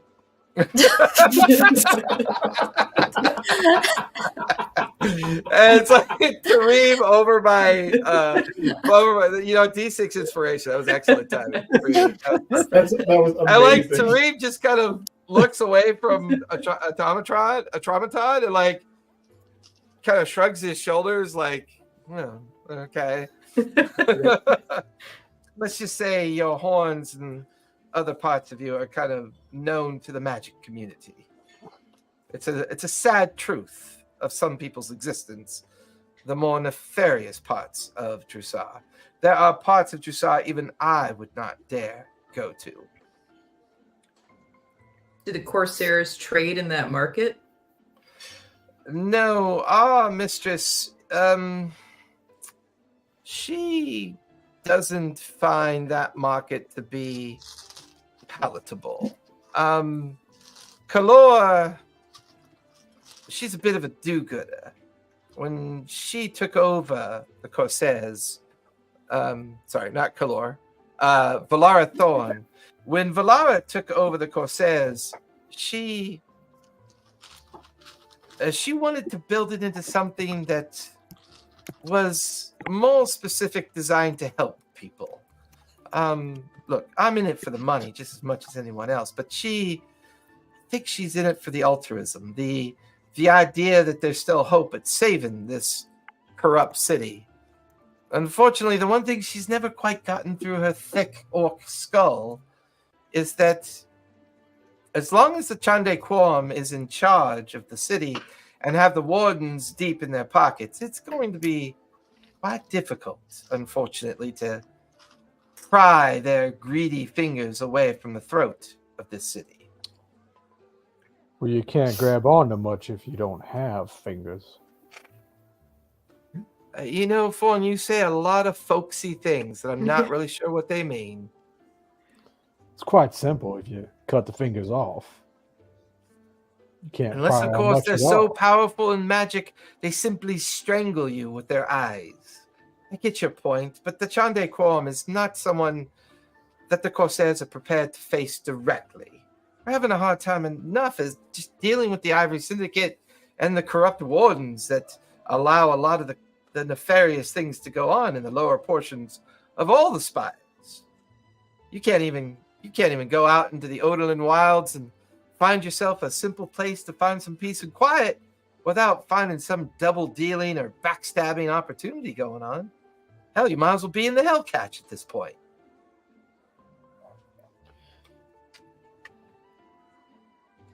Melody, you really think I wouldn't have asked the Corsairs if they'd seen your sister?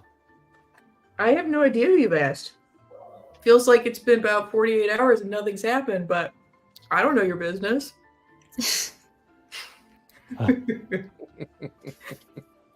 She really is the party girl. I love it. Yeah. Oh, yeah. You feel the gondola hit the upper platform of the upper spire. Now this place looks a lot more familiar to you, Karina. You could see the gentle walkway that goes through the different gardens. And normally, if you take the walkway that goes up through the tall gardens, that'll take you up towards the administrative structure of the Chandei Quorum. The noble house takes up all of the mid upper portion of the spire. And there's dozens and dozens of houses up here. Families that either come and visit here when they travel between the different major cities, the different families of different guild houses. But before long, you lead everybody to an area of garden and a very large, oversized noble house. Like, it's very obvious with different built-in apartments and different tenements on the grounds. You immediately see one of the luminous guards at the gated entrance to the garden. And, oh, Mistress Karina, nice to see that you're back. I believe that somebody has been asking for you. Alendra Loomis has been wondering where you've been this evening and would like to have a word with you. What a coincidence. I would love to send for her as well. I have some news that might be of interest to her. Oh, I will send word. Are you taking the garden apartment for the night, seeing as how you have so many people with you? Actually, I wouldn't mind for us to go to the. Sorry, speaking proper is so hard. I really need to think about it. Actually, I think we're interested in going to the vaults. There's something. I have a question about some of the old artifacts that cannot wait until morning. Of course, the apartment adjacent to the vaulted area is where it always is. I will advise Alundra that is where she can find you. I will send word. Thank you. Karina, I didn't know you were super rich. This is pretty impressive. Oh, please. And now you guys are walking through the gardens, right? These are posh topiaries. You can see that there's at least 8 buildings that make up the estate. There's a garden house that's pretty sizable.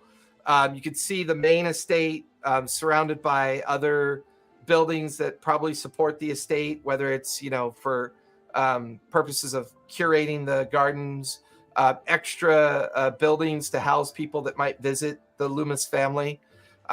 There's one particular structure attached to the estate structure. It's a rather tall tower, and at the very top of the conical shaped tower, there's a glass reflection and this metal tube kind of coming out of the top of the tower, aimed up in the direction of Rudius and Kathia.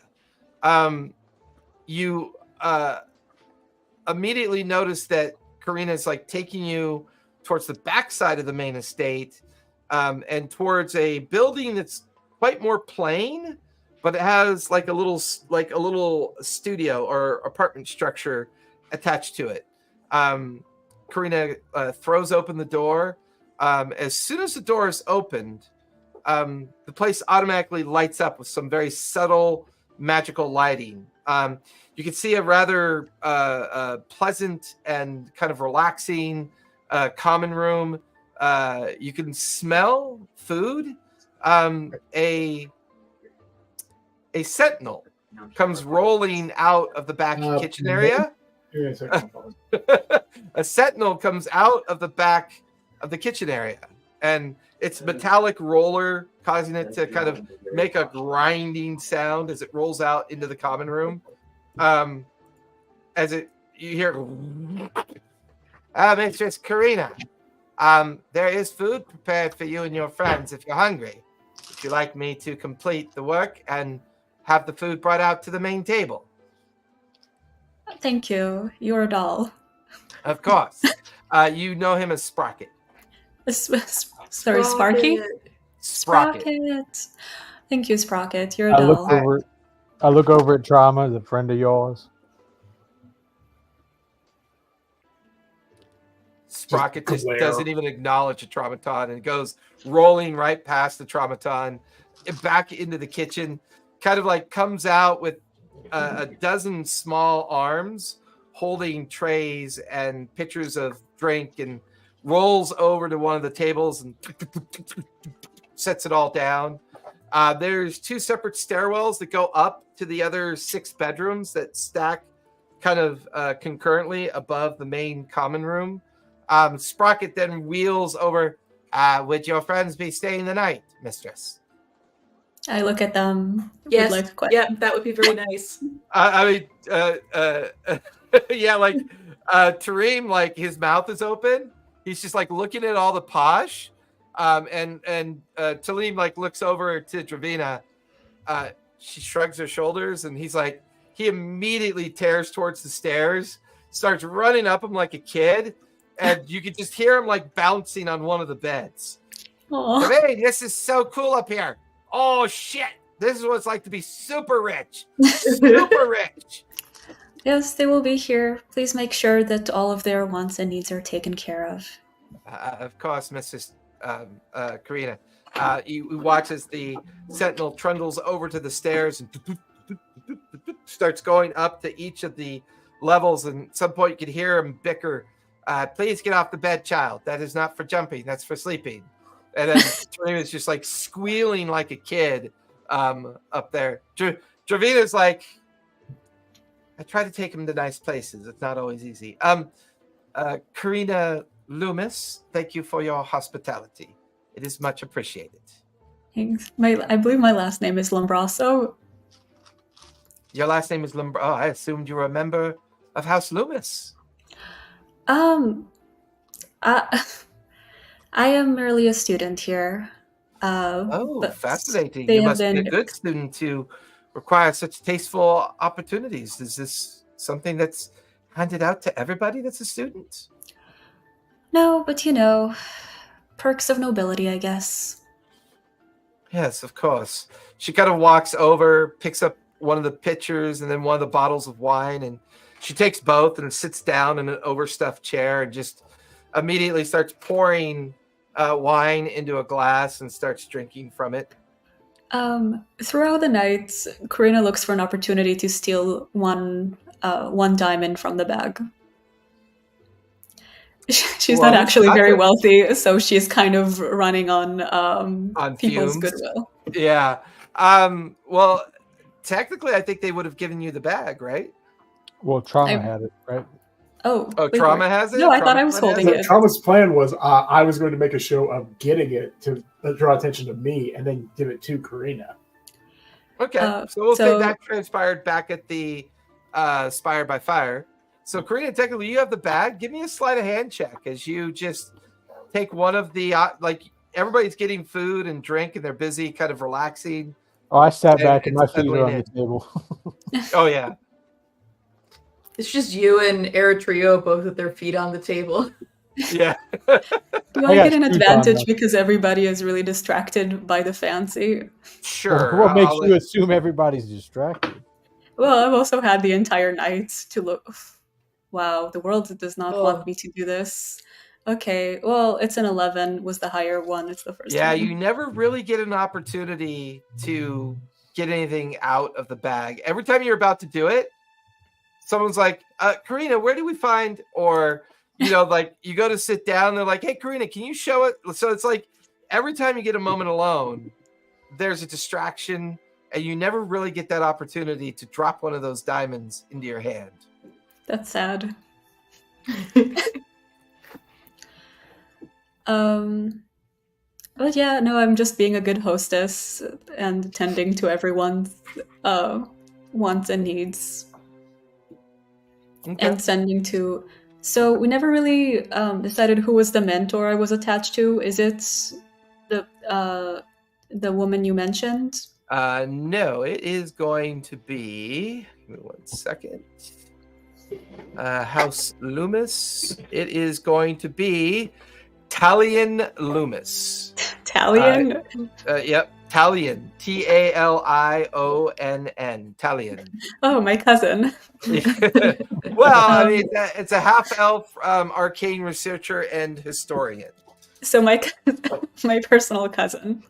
So I also send for Talion. Okay. You guys have some time before they get here. Anything you want to do before both Alondra and Talion arrive for the discussion? Melody, you mentioned that somebody you know has gone missing.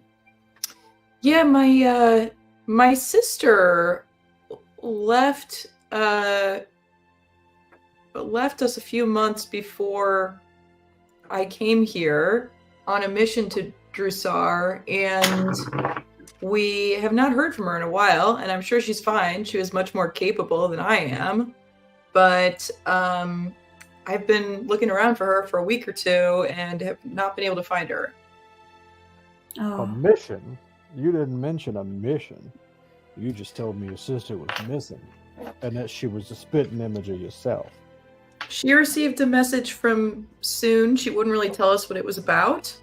But she said she had to go and she left. She was pretty street smart, so I think she would be okay. But it's been a long time. And I'm sure it's fine, but I'm a little concerned. So I thought I'd just come get her. Well, I'll look around as well. I'll see if anything came up within our news cycle or anything like that. In the rumor mill. I guess I do like rumors, but that is very unfortunate. I hope you find her very soon. I appreciate it. I appreciate you looking. I'm sure she is totally okay. It's like clear that Melody is trying to put on a brave face and is actually deeply worried about it. I'm sure she's totally fine. But if you want to help me look, that would be awesome. Yeah, of course. And mentally, Karina will think of whatever resources she has that are also dedicated to finding missing people.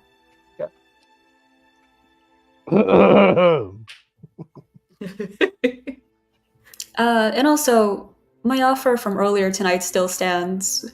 House of Lumos, first and foremost, is interested in information for information's sake. As you might know, upper levels are nice, but the rumor mill out here, not quite the same. So, if you're ever interested in making some extra money, we're always looking for people who are willing to share their stories in a respectful and non-exploitive way. That's awfully kind of you. I'll have to think on that one a bit. I do like taking what I learn and what I see and what I find as a way to share in earning both trust and money at the same time. I will talk to some of my partners in this business that we're in. Maybe House Loomis would be interested in a friendship of sorts. We're always looking for friends. If there's anything that you can tell your friends within House Loomis, we are very good at getting our hands on things that may be important to their research or their study. And for a very small fee, we can get it right through the tax keepers and get it to you quite cheaply compared to what it costs to import such things. So if you're in ever need of a service of smuggling, look no further than myself. How generous of you. Would I be able to find you at the through... Sorry, what was his name again? Ember Brew. Oh, would I be able to find you through Ember Brew, or do you carry a business card of sorts? I'm a criminal. I don't carry business cards. I can certainly. You can. You're not on LinkedIn? I'm not. I'm not. I'm sorry. I don't know what that is, and I refuse to know what that is. You can leave a note with Ember Brew. I come by there periodically to check on either opportunity or conversations. That sounds wonderful. Well, if you don't mind, I'm going to go check on Tareem. I'll let you all handle this business with the Loomis hierarchy. I'm quite beat. I will see you all in the morning. And she just kind of heads upstairs, and you could hear, Tareem, get off of there. I can't take you anywhere. And you just hear Tareem's excited voice. I mean, they got beds, they got sheets. Look at that. They got a dresser, they got tables. There's a window that looks out. There's no bars on the window. This is really cool. Can I ask my crow to keep an eye on them? It feathers right by you and goes up and into the area. I pull out the gun again and like, do you really need me to shoot that thing? It looks sick. What thing? Oh. It's pet of one of the nobles. It's a family heirloom. He's like 100 years old. That's why it looks sick. I guess. It makes me sick to even look at it, but he follows me around. Okay. So, who would be one of the most generous of donors for wanting information? Well, I mean, this lady we're supposed to meet here tonight to hand off these, this gift. Would she be one to request some return on information from? I would say it is usually a bad idea to approach most of them directly. If nothing else, I'm pretty good at brokering those things. Especially because it depends on what kind of information. Some of the people out here, they're not really accustomed to talking to people from, no offense, lower levels. Why do you assume I'm from the lower levels? Why do you assume I'm from here at all? Your teeth, your clothes, your shoes. That's awesome. I pull out a tooth Oh, Oh. and hand it to her. A what? I pull out one of my teeth and hand it to her. just fully To pull you? it out. Yeah. I have Actually, this is pretty good quality. Now, give that to whoever you think is going to be in want of information, and I'll be able to supply them with information. They won't necessarily be able to talk back to me, but I can find some little things here and there and send little birds to them, like your ugly one.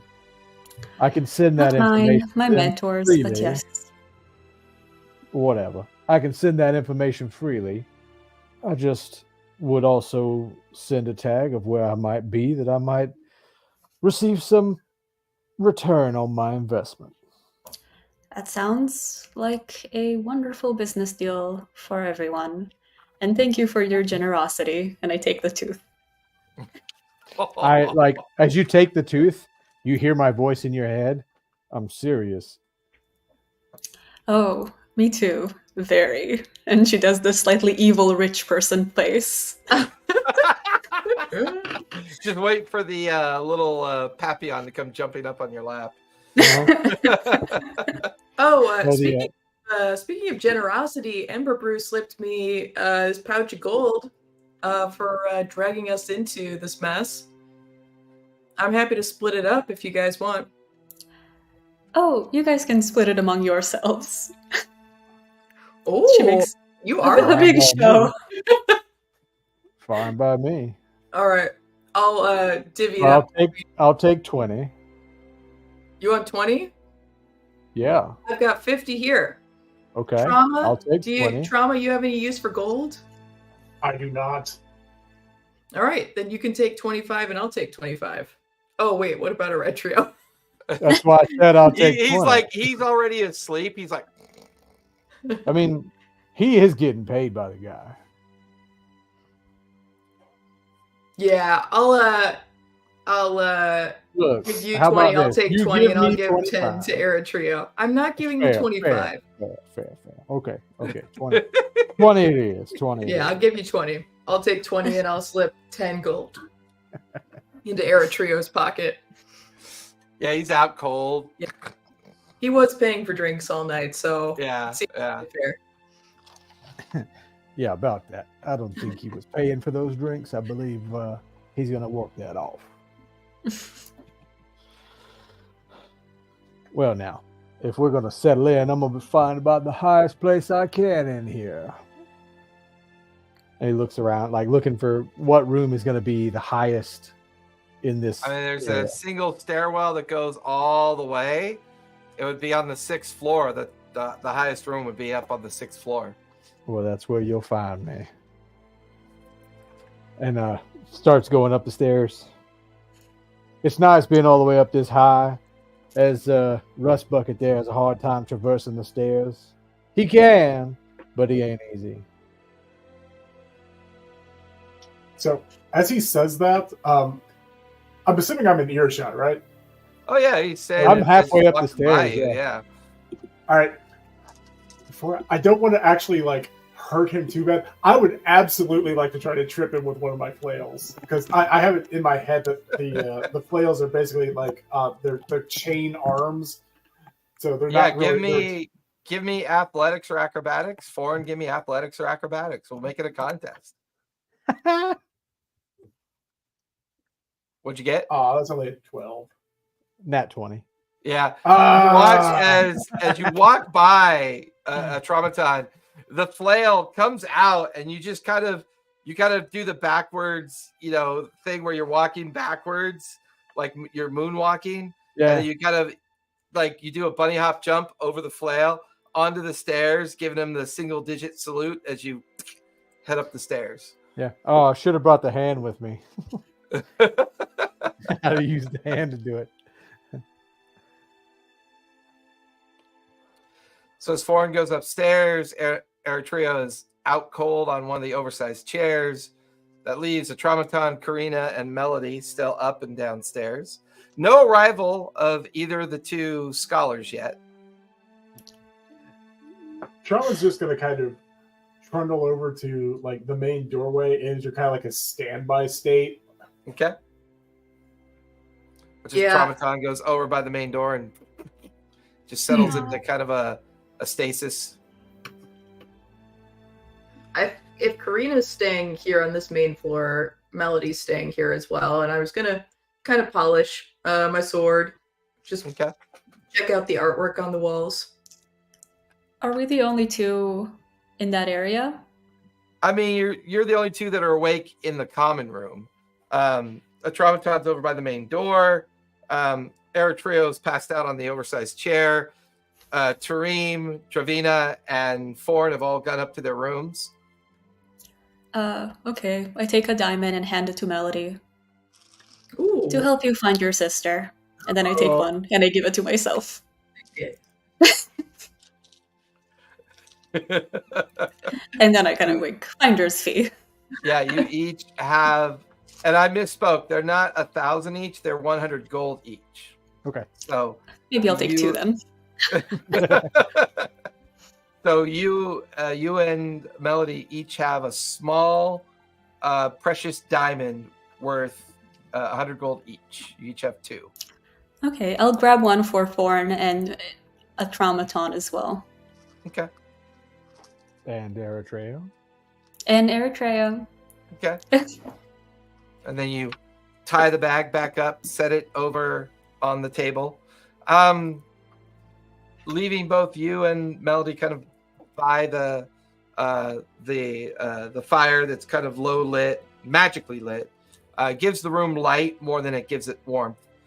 These rooms are kind of manipulated by little scion stones that keep them kind of ambient temperature, keeps the light controlled.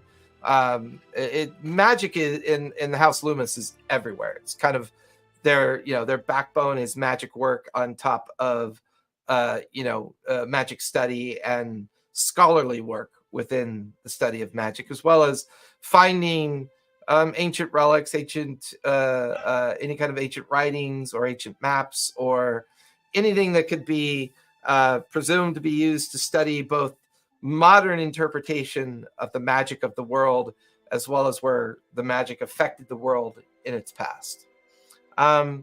Within a few moments, there's a gentle knock at the door. I open the door. As you open the door, you recognize Talion. As she answers the door, she stands there, her long white hair pulled back in a braid. She's wearing her purple vestments of her mentorship. As you recognize, your mentor is standing there, but there's no sign of the person that would normally be in charge of House Loomis. There is no sign. She seems to have come alone. What was the other person's name again? Alondra. Talia, it's good to see you. Have you seen Alondra on the way here? I'm sorry to have to report. She is quite busy. She's in the midst of a very complicated ceremony for the purposes of a study of a relic that was brought in recently. But she gave me her full confidence that you being my pupil, me being the mentor, that any help you require, I am here to help you. Thank you. Well, we might have found a relic that could be of interest to the House of Loom. It was brought on by a mysterious donor, or an anonymous donor. Oh, I understand. May I study the object of your choosing, of your intent? I show her the bag. Oh, fascinating. She unties it. She looks. Oh my. These are ceremonial diamonds. You can tell by the way they're cut. These are made by an artificer, although I don't recognize the work of the artificer. There is small amounts of arcane magic in each one of these stones. This is incredibly fascinating, to say the least. By themselves, they are not relic, but they could be used to help aid in the research and study of relics. I shall take these to Alandra, have them vaulted and entered into the logs. This is quite the find, Karina. You are becoming a solid student. Thank you for bringing this to House Loomis and giving us more of your trust. Thank you. I'm always happy to broker donations. And she gives you the mentor and acolyte sign. She kind of does the sign towards you, and, well, you and your friends, excuse me, but who's your friend? Excuse me, are you a satyr? Yes, I am. My name is Melody. Very nice to meet you. She reaches Chandei. out. Yeah, it's like she reaches out and shakes your hand. You're like your finger and like that awkward. Yes. This is going to sound strange, but do you have a sibling or a relative? Why? Have you seen someone who looks like me? Well, a friend of mine brought me a bit of artwork the other day. Supposedly, this friend of mine, they're actually a member of the House Treshy. As you know, House Treshy is more of a business guild house, but they do have a bit of a dabbling in sculpture and paintings.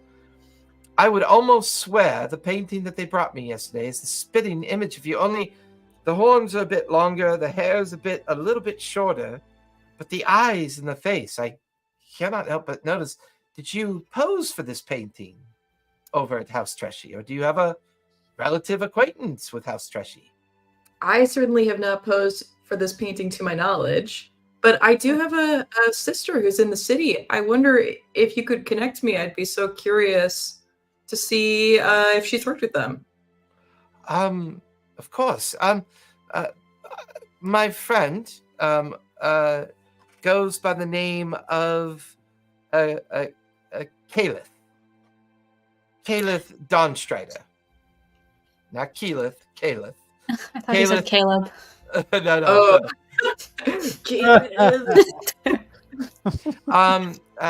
He is, or she is a tiefling, and she's also an artisan as well.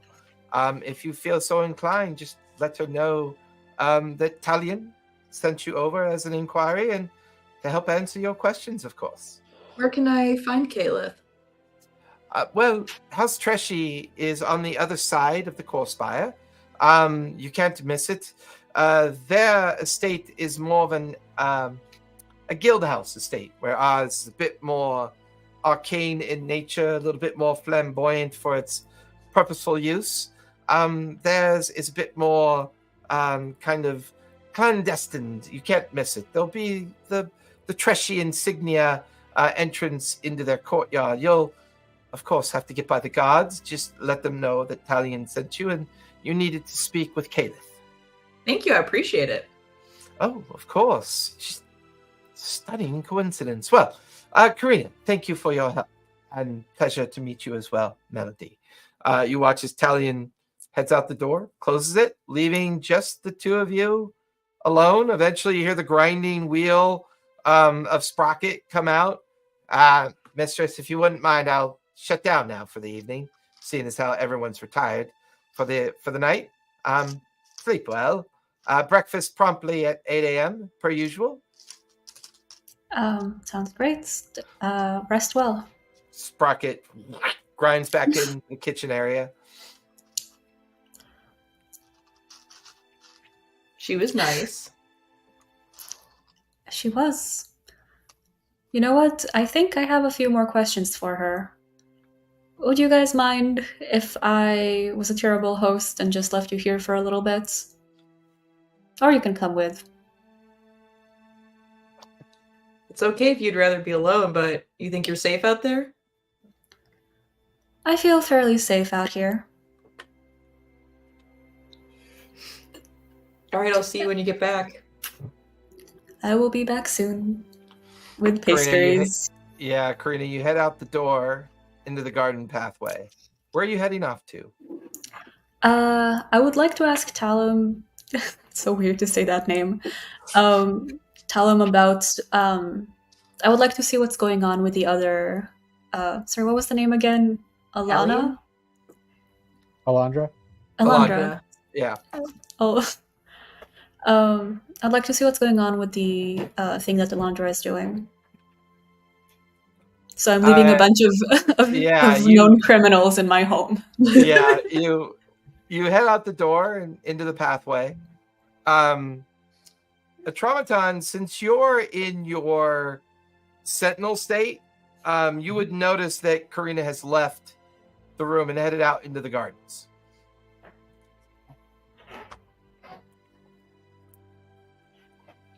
Okay, I thought there was more coming on that. Do you want to follow or do you want to stay? Up to you. I think he's just gonna kind of sit there. Like I haven't fully powered down. I'm just kind of waiting for new instructions or for anything interesting to come in. But if people think I'm powered down, well, good for me. Okay, fair enough. I picked the 6th floor with the intent of looking out the windows. Yeah, I'd say. Karina, you're not being stealthy or anything, right? You're chasing right after her. Yeah, no, I'm not being stealthy. I'd say at some point, Fawn, you're sitting in the windowsill at the very 6th floor, and you've got a great view down into the garden estate. And you can see Karina running up the pathway and then talking to an elven woman that you haven't seen before. You can see her white and purple hair pulled back in a braid. She's wearing what appears to be scholarly vestments, and you notice that both her and Karina start having a conversation, although you can't quite make it out. Oh, Karina, is there something else that you require? Yeah, sorry, I just almost forgot.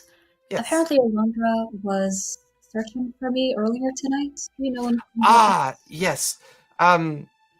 She was working on a particular project that she felt that myself and you would be interested in watching her try to reveal. Unfortunately, the project became very difficult for her and required her full attention. Once I got word from the guard that you had returned, Alondra expressed to me to go and meet with you, find out what information you had, and we could possibly speak with her in the morning if she's rested enough after her efforts of the night. I understand. And again, as I mentioned before, any kind of information, I know we tend to... Wait, sorry. It's really hard for me to speak proper after being Puck for 2 years. Easy, oh my god. Normally Puck would be, listen, bitch, there's this shit I need to know. Just let me know, all right?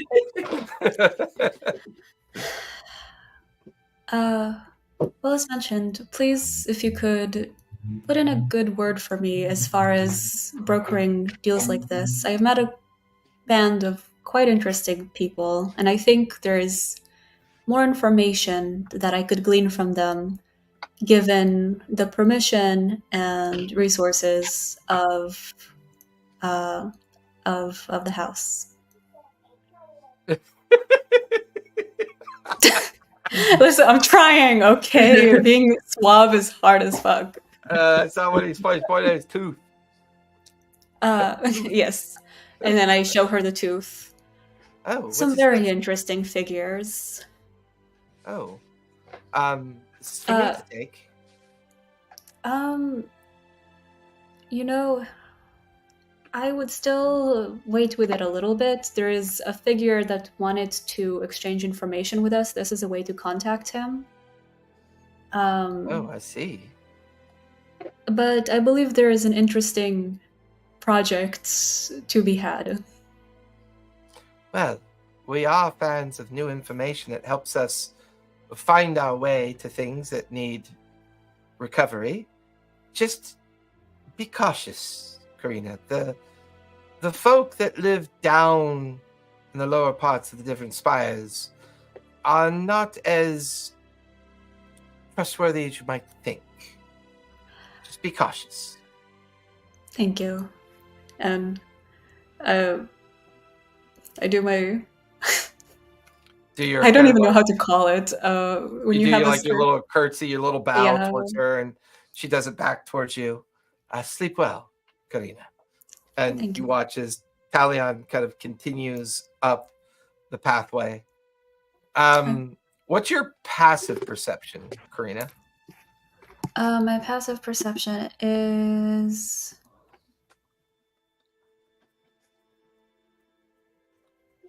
In the box of your saving throws. Yeah. 12. 12? Okay. Where are you heading off to now? You heading back to the building?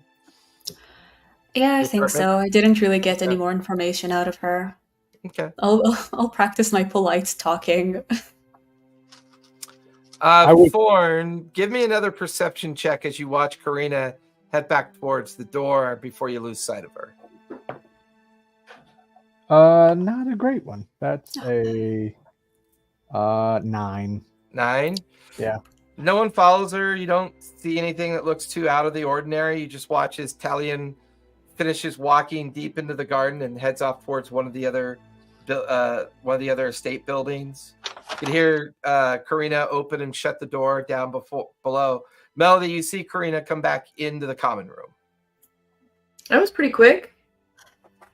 Yeah, I was hoping to get some more information about what Alondra was up to, but it seems like they have their hands pretty busy at the moment. Plus, I figured I probably shouldn't let a couple of known strangers stay in my house without me being here. And I kind of look up. But you guys, don't be strangers. Always open to business stuff. She says it more eloquently. I'm open to business stuff as well. Why, yes, good sir. Why, yes, good sir.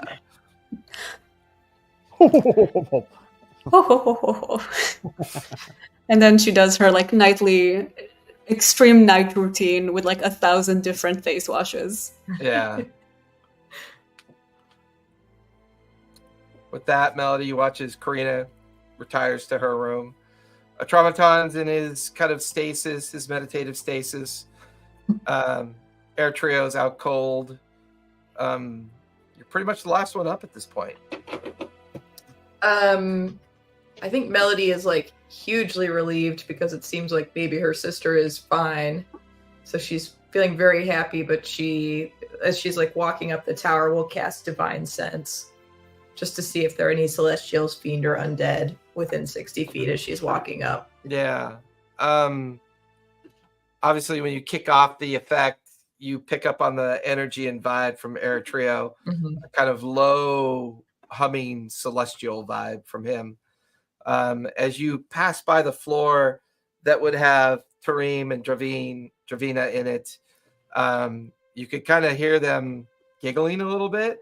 Tareem's like, you think they do room service? I bet they do room service. And you just hear Dravina, go to sleep, Tareem. I finally have a bed and no one's trying to kill me. I want to get some sleep. Thank you. You kind of walk by that one. You then walk by Karina's room, and you could hear her kind of settling in for the night. And then your room would be right below Thorn's room. Thorn, do you give off any of those vibes? That's what I was gonna say. So I'm something of a hag related, right? Hag, so it's kind adjacent, of fiendish, yeah. Kind of fiendish, yeah. Yeah. You definitely pick up on a little fiendish energy coming from above you, from Thorn's room. I would continue to walk up to see what it is. Yeah, you kind of walk up. His door is closed. You feel like the energy is coming from foreign. There's a figure sitting in a windowsill, and you're getting a little bit of some fiendish vibes coming off of him. I have my long sword like sort of casually out in one hand. Yeah. And I think I would approach and say, "You've got some secrets, don't you?" You can hear that come from the other side of the door, foreign. Who's asking? Why am I sensing fiendish energy from you?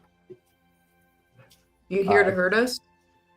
I can't help what I come from. But I'm from the Fae as yourself. He walks over, like, opens the door. Mm-hmm. Watch out, bud. Watch out. Do we Your have a problem? Your energy isn't like mine. Well, no. I'm not a satyr. I don't have goat legs and horns. Goat legs and horns.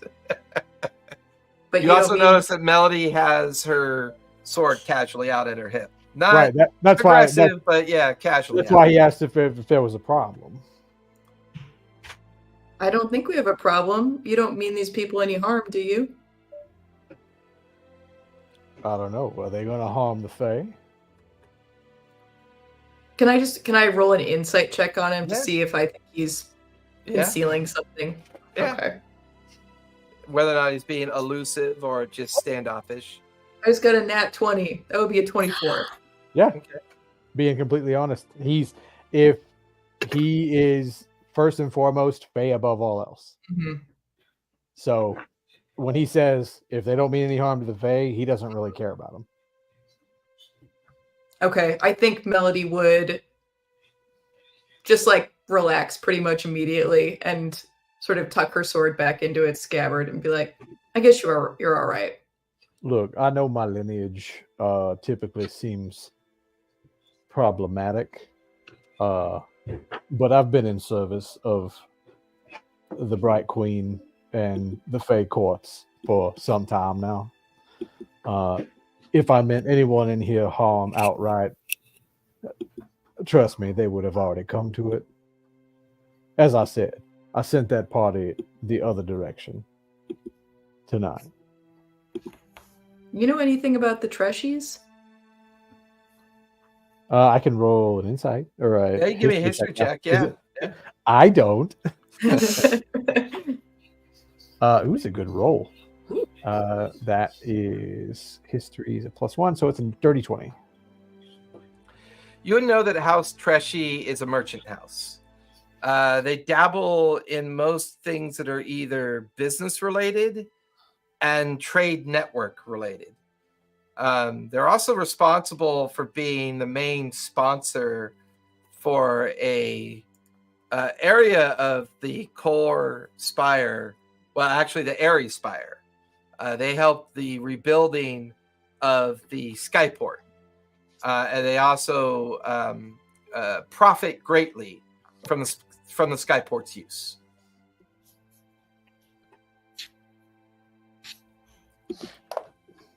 Just that they seem to have their fingers into trade of all kinds.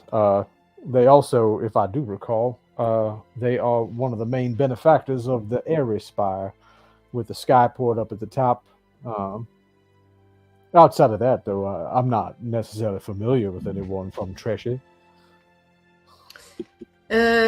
Karina's mentor, or whatever she was, said she had seen a photo the Treshies had, or a picture the Treshies had of my sister.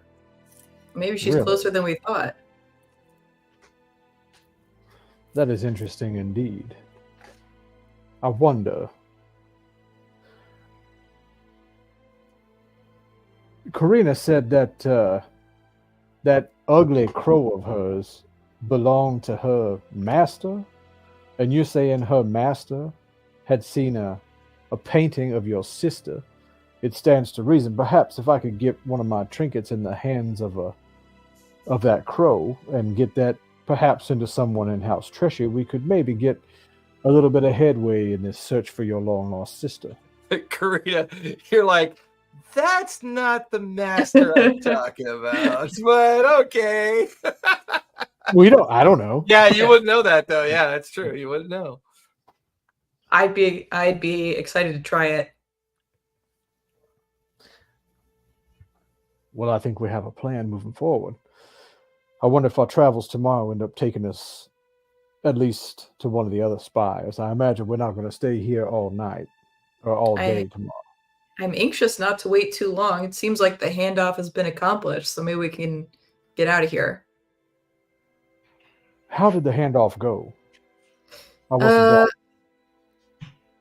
shockingly few questions asked. She took the gems. She said they were for ceremonial use. She said, "Thanks, Karina." Gave her a pat on the head, and she left. Interesting. Why did Karina chase after her? I couldn't help but look. I was looking out the window here, and I couldn't help but see Karina come running out and chasing down, which I assume was her white hair with purple in it. That's the one. Yeah. She seemed a little anxious, but it didn't seem like she wanted me to follow, so I didn't. Interesting. Well, you're so concerned about me being a fiend, and sounds like we may have somebody else on our team we can't trust. I was surprised how competently she handled those criminals. Certainly more comfortable than I was in that situation. But she just has a certain charisma to her. We have to admit. She does. That she does. Something I dare say I lack. I wasn't going to say it. Look, you don't live as long as I do without forgetting how to talk to people. All right, have a good night, Forn. Yes, and ma'am. I'll head to bed. Yeah, that you guys all settle in your long rest. Before I go to sleep, can I have my crow follow Talos to make sure that she does take the diamonds to where they're supposed to go? Yeah, while everyone else settles into a peaceful sleep, eventually your crow lands on the threshold of your bedroom window. It looks around, and then you watch as it turns into a small, hunched over, little, dark humanoid creature. Ooh. Yes, it did take the diamonds to the vault. It's done it. At your friend, Elandra. They lie to you. Elandra was not there. I'm sorry, what did he? Elandra is not there. Would you like me to see if I can find her? Yes, Evil. Thank you. You have done well tonight. Of course, mistress. Do you mind if I feast on some of the finches and parrots in the garden? They look delicious. You may gorge yourself, but do so discreetly. Of course. Turns back into a crow, leaps off the window threshold as you all settle into your long rest, as day one of the beginning of your journey in Jrusar comes to an end. And that's where we'll finish tonight. Yay. I'm trying to imagine what discreet gorging looks like. Right? All right, everybody, we will be back here next Sunday. We'll have Ryan back, and we'll get him caught up to speed as our journeys within the Crucible and the adventures in Marquet continue. Remember, be safe, be kind, and don't forget, play a game. You guys go ahead and linger, and we'll chat about the schedule. Good night, everybody.